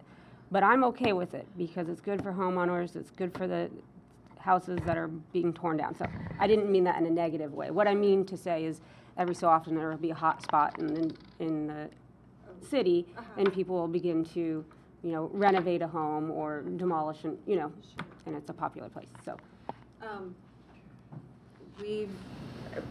Our practice actually has done some projects, or was involved with a new house further west on Kirkwood. Okay. So, I think it is hopefully seeing some interest and new investment happening. Right, and I'm interested in that, so. Yeah.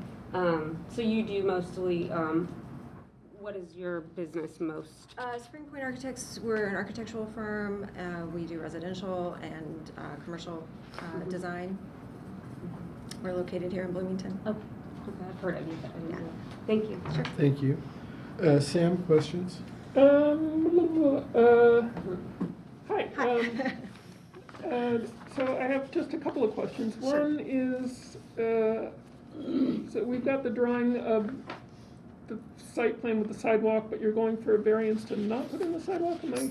So the sidewalk variant, it would be, just to clarify, it would be a determinate sidewalk variant. So just in case, in the event there was more sidewalk infrastructure ever planned in the neighborhood or proposed in the neighborhood, they would comply at that time. But at this time, really none of the northwest streets, the smaller side streets that Jackson and the other side streets have sidewalks. They're very narrow right-of-ways, and to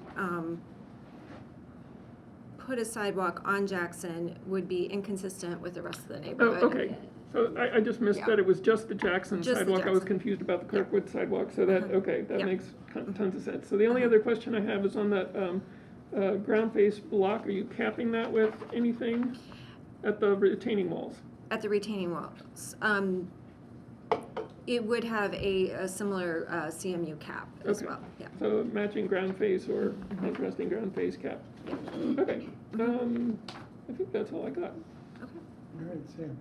Elizabeth, do you have any questions? No, I don't. Bernard, do you have any questions? Just one. How does the scale of the house compare with the other houses in the immediate vicinity? Because I see the house, which elevation is this? Street elevation. You have a comparatively, similar sized house, and then the other one just looks like, the runt of the litter. And then when you look at the other elevations, you realize it goes 2/3 the length. I'm assuming that the lot stretches between these two streets. Yes, between the Right. street and the alley, Right. And, it's about what, 2/3 or somewhat over half. So I'm trying to wonder, how does it compare with, in terms of scale, the other buildings in that neighborhood? Right. So the blue house. Right, so we were trying to emulate more of the kind of two-story Victorian massing with the design, so that would be reflective of what's on the west side of our property. But there are other larger two-story homes in the neighborhood along Kirkwood. There's another example. The smaller kind of gabled L that is next to the property is actually across Jackson, so it's not, a next door neighbor, so to speak. No, I'm Yeah. convinced. I was just, Yeah. hoping that you didn't find the one house that was similar in size and was planted in there. Yeah. Okay, fine. Especially on the south good. side of Kirkwood. Yeah. Or, It's good. yeah, north side of Kirkwood. Marlene, do you have any questions? No. My question is, you said the square footage is 2,800 square feet? Is that one all level or is that both levels? That would be the first floor and the second floor. Okay, so it's Not actually- including the garage Okay, and so that, yeah. 1750, give or take, and same amount upstairs or whatever. Right, and Okay. then there is a basement too. There so will be a basement, There will be a very good. basement, but not finished at this point. Okay, great, thank you. Yeah. Doug, do you have any questions? No questions. Daniel, do you have any questions? The only one that I had, I have another screen open, I was trying to look through to make sure I didn't miss it in there. Had there been another house, on this property before, or had this always been vacant like this? I wasn't sure if Gloria knew or, the petitioner knew. Is there a previous dwelling on the lot? According to the 1898 Sanborn maps, there was I assume a home on that corner. So that also influenced the position of where we located this house. Great, thank you. Going past that, I see it now, okay. Okay, no other questions, that's all I had, thanks. So we will move to comments. I'm sorry, are there any public questions? Okay, so let's move to comments. Sam, we'll start with you. I just want to congratulate the petitioner. I think it's a nicely scaled, well-articulated, appropriately sited house. I really like the project. Thank you. Allison, comments? Yes, hi, Chris. This is Allison Chopra, your buddy. I want to know how much it's for sale for, and if not, when is the party, your housewarming party? Next. Elizabeth? No comment. All right. Renard? I like it. I like the neighborhood. I live on the west side. I'm all in favor of anyone that will spit and polish it a bit. Thumbs up. Very good. Marlene? I really like the project. I should have asked this earlier, but it's interesting when you look at this drawing. And I wondered why you didn't like carry that line, the proportion of that a little bit instead of that, which kind of, I don't know, sort of it's a comment to your, I'm not supposed to say that, but I'm saying it anyways.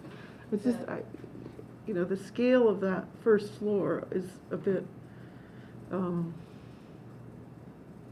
it dominates the house on both the left and the right, because the porch, I guess. There's a drawing with three, so that's all I'm saying is that maybe that line might have come down a bit, but I'm not saying it at all. Are you saying that the height of the porch roof to be more, a little bit lower? Well, yeah, the two peaked bits on the line, the datum line that you have is like 2 or 3 feet above the porch. And I have to say, I'm not fond of those 3 windows on the left, but that's all I can say. But I don't care, I'm not saying that. But it is from a design perspective, which I'm not allowed to talk about, but I would think about it.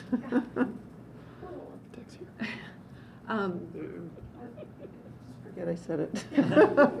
But it just bothers me, that's all, from a proportion perspective, sorry. It's all right. Doug, comments? Yeah, I think it's scaled right. I think that lot, it's been empty for a lifetime, so it's nice to see this is a perfect infill project, walking distance to downtown. If the neighborhood group likes it, I mean, that's a fantastic group that's really looked over projects. So I wish them the best of luck. I think it's a fantastic project, just what we need on an infill like that. Thank you, Doug. Daniel? I think it's great that they're gonna put a house on a lot like that so that there's more in the neighborhood. So I think this is great. Great, thank you. Any public comments? Okay, hearing none, we need to have a motion. Someone. To approve. Yes. Second? Second it. All right, did you hear that, Dee? Yes. All right. Marlene Newman? Doug Bruce? Yes.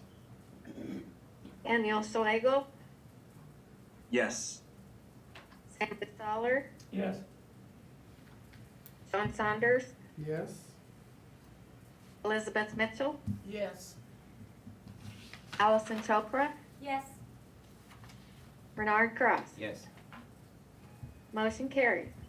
Great, thank you. Okay, let's move on to COA 22-33.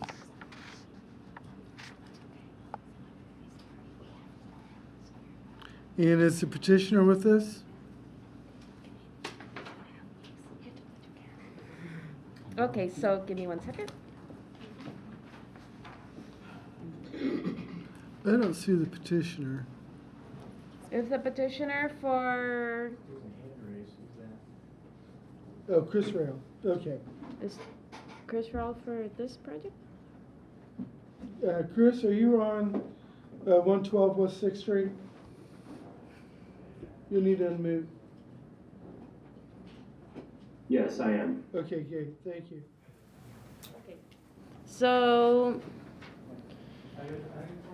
COA 22-33 at 112 West 6th Street in the Courthouse Square Historic District. The petitioner is requesting a new sign. The staff comments that the proposed sign in aluminum with acrylic letters would be located above the windows and below the second floor. The proposed sign is larger than the existing sign and would be covering more of the historic limestone. Staff's main concern is that the main sign be removable in the future without boring directly into the historic material. Staff recommends approval of COA 22-23, conditional that the attachments do not harm the limestone. Here is an image of the new sign, how it would look. All right. Chris, do you have additional information for us that you want to give? Let me see if he's muted. No, sir. Great. So we'll move to questions. Sam? It's, okay, so I'm looking at what your, I think my main concern is okay, I'll question this, don't worry. So I'm looking at your description of the proposed modifications, and you say it's a welded aluminum tube frame with painted front, which I assume is a piece of sheet aluminum. I guess the question I've got is, you're putting basically an aluminum frame and mounting it to a rusticated or a bumpy aluminum or a bumpy limestone surface, and I'm just wondering if you could talk a little bit about how you're going to do the connections. The current site's attached with screws to there's a wooden lip, I think, at the bottom of the limestone. I wish that Nate Trueblood from Everywhere Signs was on to speak to exactly how he's planning on connecting it, but I believe that he's going to connect it to that lip like the current sign is. So it kind of floats out from the limestone a little bit. Gotcha, so If that then makes sense. the sign just cantilevers past that existing sign, but just using the existing wood lip to attach to. That's right. Okay, thank you. Thank you. Thank you. Marlene, do you have any questions? All we're talking about is the sign, right? Yes. No questions. Yeah. She said no questions. I didn't hear, sorry. Renard? No questions. Elizabeth, we seem to be missing Allison. Yes, she left. Okay. And I really don't have any questions on this. Do we have any public? Oh, I'm sorry. Come on, guys, I'll come back in person. Hey, Doug, do you have any questions? No questions. And Daniel, do you have any questions? No, mine, Sam already asked the one question I had. Great, thank you. And any public questions? Okay. So let's move on to comments. Marlene, do you have any comments? I kind of like the sign, but the thing that is a little bit a question in my head is the loss of the variation in the facade with the painting, and I'm kind of on the fence about that, but we're not talking about that. Right. So, I like it. Okay. Bernard, comments? No comments. Elizabeth, comments? Sam? No comments. And I don't have any comments. Doug, do you have any comments? No comments. And Daniel, do you have any comments? No comments. All right, great, thank you. Does the public have any comments? All right, so we need a motion. I make a motion. We need a second. Second. All right. Dee, will you do the roll? Marlene Newman, Yes. Doug Bruce, Yes. Daniel Slagle, Yes. Sam DeSaller, This is move to approve, right? Yes. Yes. Then that's a yes. John Saunders, Yes. Elizabeth Mitchell, Yes. and Allison left. Yes, she left. Okay. Sorry, she left. Thank you. Bernard Cross, Yes. motion carries. Thank you. Okay. So we're going to move on to demolition delay. And is Mr. Cisco with us? Please raise your hand if anybody related to 754 South Walnut Street is present. It's just us. The petitioner doesn't need to be here. Not on demo. Not on demo. Okay, great. Oh my God, yes. Please. Gloria, you want to give us a scoop on this property? So 754 South Walnut Street is a contributing structure. The petitioner is requesting full demolition of the primary structure on the lot. The openings, so even though the building does have some interesting architectural features to it, according to Shard, however, it has been deemed unsafe by the Housing and Neighborhood Development Department. In hand has issued an unsafe building order to seal, not to see, to seal the building. The building suffers from severe fire damage from a fire that occurred in January. Yeah. And here are some additional photos of its current conditions from the exterior. So the roof has caved in. I personally don't have a lot of detail of just how extensive the damage is, but from what I have heard it's extremely extensive. Yep. Can I add something? So staff recommends the release of the demolition delay, and now I leave it to the commissioners. Okay. So I have visited this property, both the houses. This one is so far gone, there's no way to save it, period. I mean, it's sad. Hate to see you lose it, because partly the area is in a floodplain. So it'll be very difficult to rebuild a structure there in the future. So it's going to be a vacant lot? It'll be, well, they have a period of time, if I'm not right on that, Daniel. Or we don't have anybody from from planning, but my understanding is they would have maybe 6 months from the time that it was demoed to rebuild something in the exact footprint that is existing now, is my understanding. And I'm kind of getting from people that I've shown it to and talked to about it that they wouldn't want to pursue rebuilding on that footprint. Parking lot. Yeah, exactly. John, this is John Zevy. May I say something as well? Absolutely, When it's John. appropriate. Good afternoon, Commissioner. Good evening, Commissioners. This is John Zodi, the Director of the Hand Department.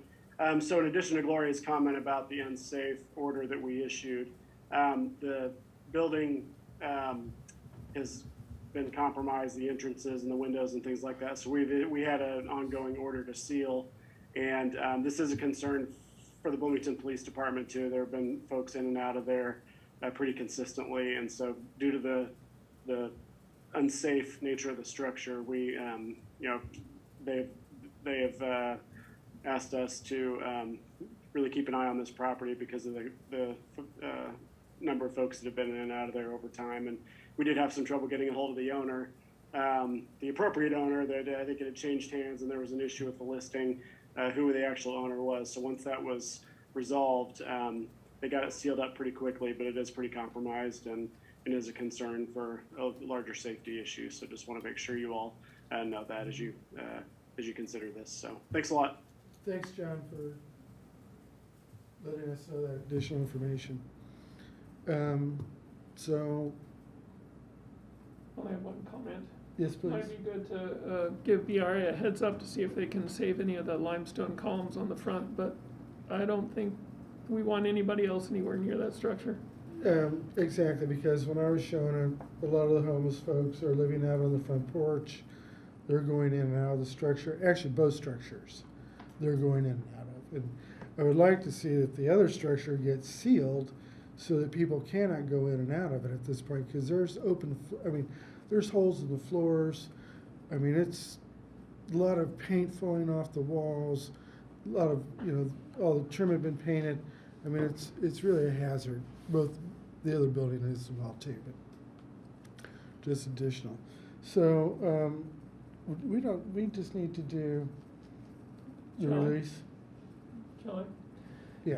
Today, regarding the property located at 754 South Walnut Street, the Historic Preservation Commission declares that it got notice of the proposed demolition, and after today's discussion, sees no need to review the plans any further and waives the rest of the demolition delay waiting period. The HPC may later recommend the property for historic designation to the Common Council. All right. Dee, take the roll. Oh, we need, I'll second it. Renard second it. Marlene Newman, Yes. Doug Bruce, Yes. So we're here next. Legal, Yes. Yes. Sam Distelberg, Okay. Yes. John Saunders, Yes. Elizabeth Mitchell, Yes. Bernard Cross. Yes.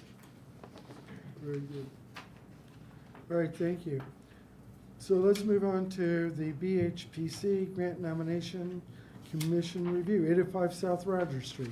So, I don't think the petitioner is here. However, the petitioner, Felissa Spinelli, the owner of the B-Town Beauty Supply and Salon LLC that is currently housed at 805 South Rogers Street, is requesting the BHPC grant. That is a $500 grant that the HPC manages through HAND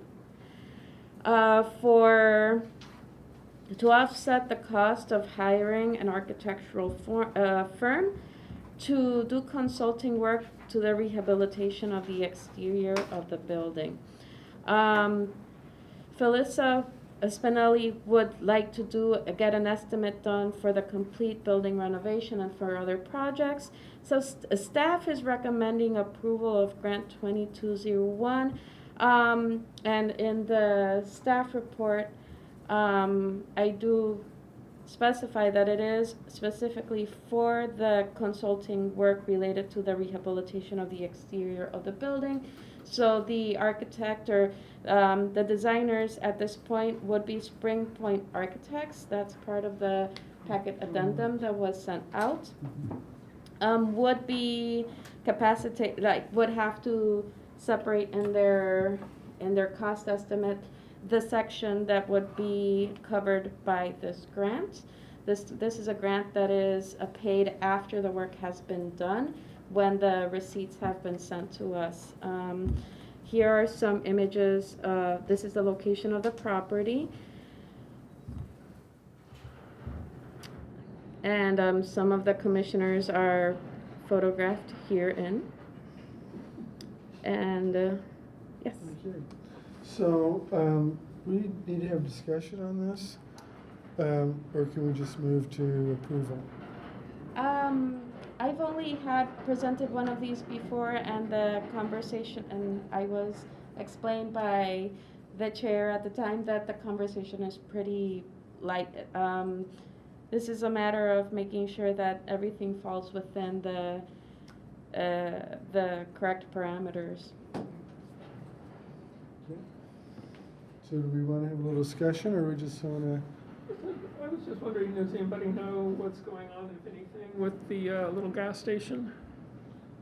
At this moment, I am unaware of what is happening with the property. Bless you.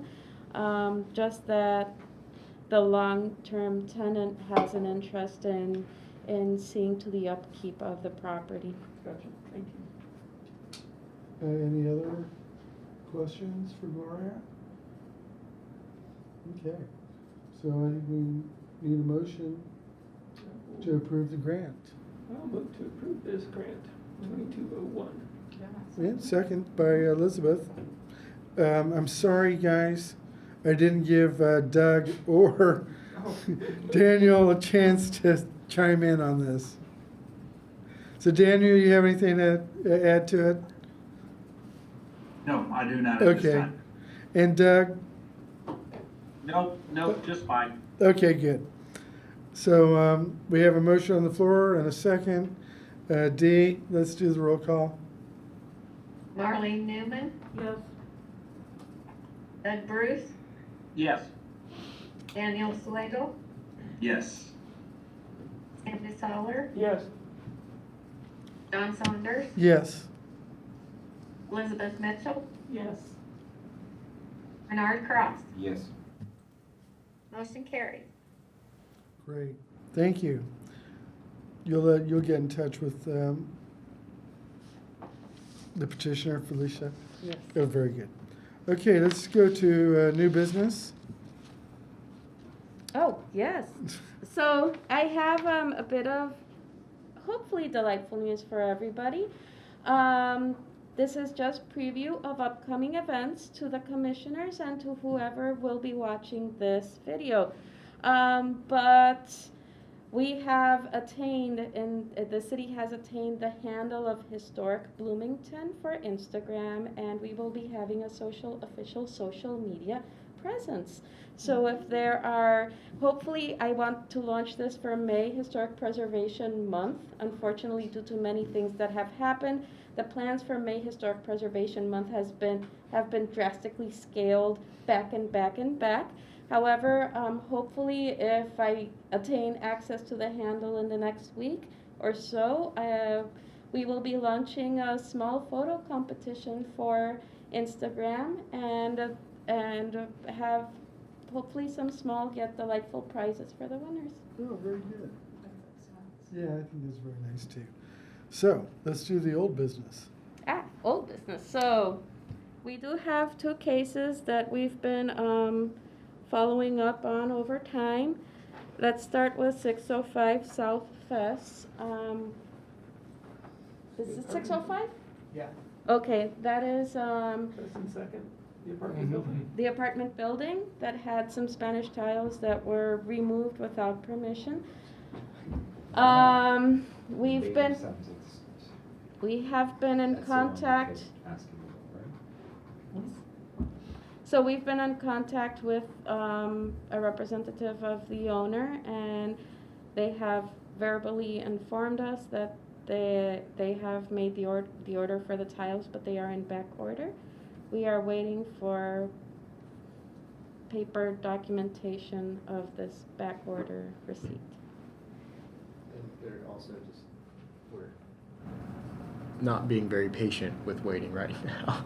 I've already spoken to their attorney, and he understands that they're on a tight leash, so. Thank you for, yes, being impatient. That's appreciated. Thank you, Daniel. Okay. So that is where we are. And regarding 620 South Ballantyne, is a cottage that has columns that had been covered in stucco, and the stucco was removed. I visited the site today and spoke with the owners and Sean Urton, who is working still with the property, or You're Saw the columns, took photos. I would like to share some photos if my photo app is not. Let me see if it will allow me to. It's not downloading in time, the images, but I did take close-up photos of the columns. There is some deterioration to them, but the main point of the visit was to inform them they want to meet with commissioners there. They would like the presence of Sand Solar at the site. However, I told them to speak to the contractors and make sure that they prepare a batch of a sample to have of what this new pebbled stucco that they are proposing would look like. They informed me that they wanted to use a precedent by Commissioner Sand Solar. I informed them that they should use as precedent that it's fine to be informed by the technology, but to use the previous stucco that was removed as the actual precedent. For the replacement, they would like to make they really want the site visit, but they are going to talk to the contractors and make sure that they have the sample material at hand before that. Yes? Can you clarify what you mean by they want to use me as a precedent? Another project that has a similar type of textured stucco on a column. I actually didn't do any that had stucco, textured stucco. Well, I have a textured stucco, but not a revealed aggregate textured stucco. That's. I wanted to clarify that their precedent should be the columns themselves, and what was there previously, and if there is any photographic evidence anywhere that they could find, that's what they should use as their precedent or a similar type of building. So. Let me see, I only have this one picture that downloaded. I would like to share it if you would like to see it, of the current conditions. So stop sharing and start sharing.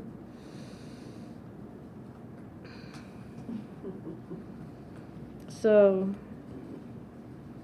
see, there's some exposed brick interior out there. At the moment, but yeah, they are going to be in contact with us sooner rather than later because they are eager to have this matter resolved. Okay. I think they have some money in escrow. Yes. Yes, they do. Very good. Okay. Anything else, Gloria? I have more. All the images decided to appear. Give me 1 second. Delete. Okay. So let me stop sharing very quickly and start sharing. Okay. Oh, yeah. So this is the same image. Here's another close-up. Sam, when they replace the stucco, is that going to help protect everything that's already starting to deteriorate? Oh, yeah. I mean, Okay. part of the bricks, these bricks were never really made to Be exposed? and they've been protected for the whole life of the house by the stucco. Right. So this will really, That looks good. Yeah, this will help. very good. Okay. There's a very long lag. Oh, if you want to tell the petitioners, the closest existing precedent that hasn't actually been torn down, if they want to look at the house two next door, the one that's right next to 630 East University Street has been painted. That's 628, I would guess. And so if you look at like 626, there's a little cottage there that still has unpainted exposed aggregate stucco, which is less dense than the aggregate's a little less dense than what originally was on these columns, but it's not a bad place to start for real world visual references. Okay, Let me see if I can figure out exactly what that address is, and I'll tell you before we run away. sounds good. Okay. We'll just move on, like Sam's getting that for us. We'll just move on to commissioner comments. So I did want to bring up to everybody that a former commissioner and also was on the redevelopment committee or commission, David Walter. He was an architect at IU, and Dave passed away Sunday afternoon. So there will be a memorial service, I think next weekend for Dave. But he did a lot in redevelopment for the city. He was on this commission for many years. And it's sad to lose somebody like that, that did so much for our community. And I think that's all the commissioner comments I have. Do we have any public comments?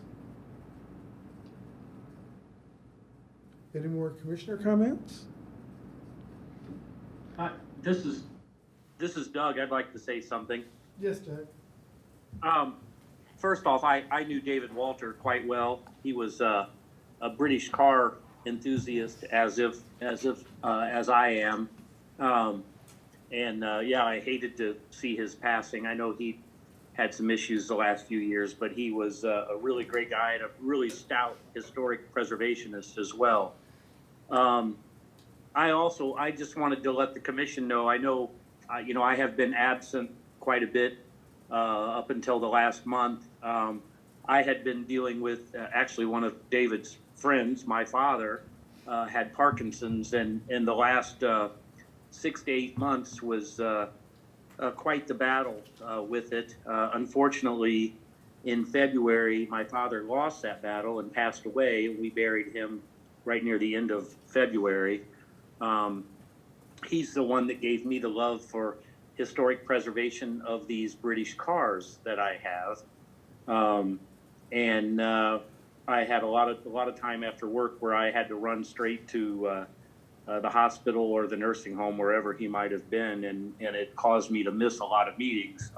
So I apologize for that, and I'm glad to be back. And I did try to follow the packets and stay in touch, but I'm glad to be back and doing this again and trying to do it maybe a little better in his honor. So I just wanted to apologize and let you know where I was at. Hey, thank you, Doug. By the way, Dave's MG got put back together, and he did get a ride in it before he passed. Great. So, Great. John, this is John. The mayor actually declared April 4th as David Walter Day. We presented a proclamation at the redevelopment commission meeting on April 4th, and David knew about that, and I think saw it before he passed away. There wasn't much time left, but we did make a proclamation in his honor. Yeah, it was unexpected this soon that it happened, but I think that's great. Thanks for letting us know that, John. Yep. All right, any announcements?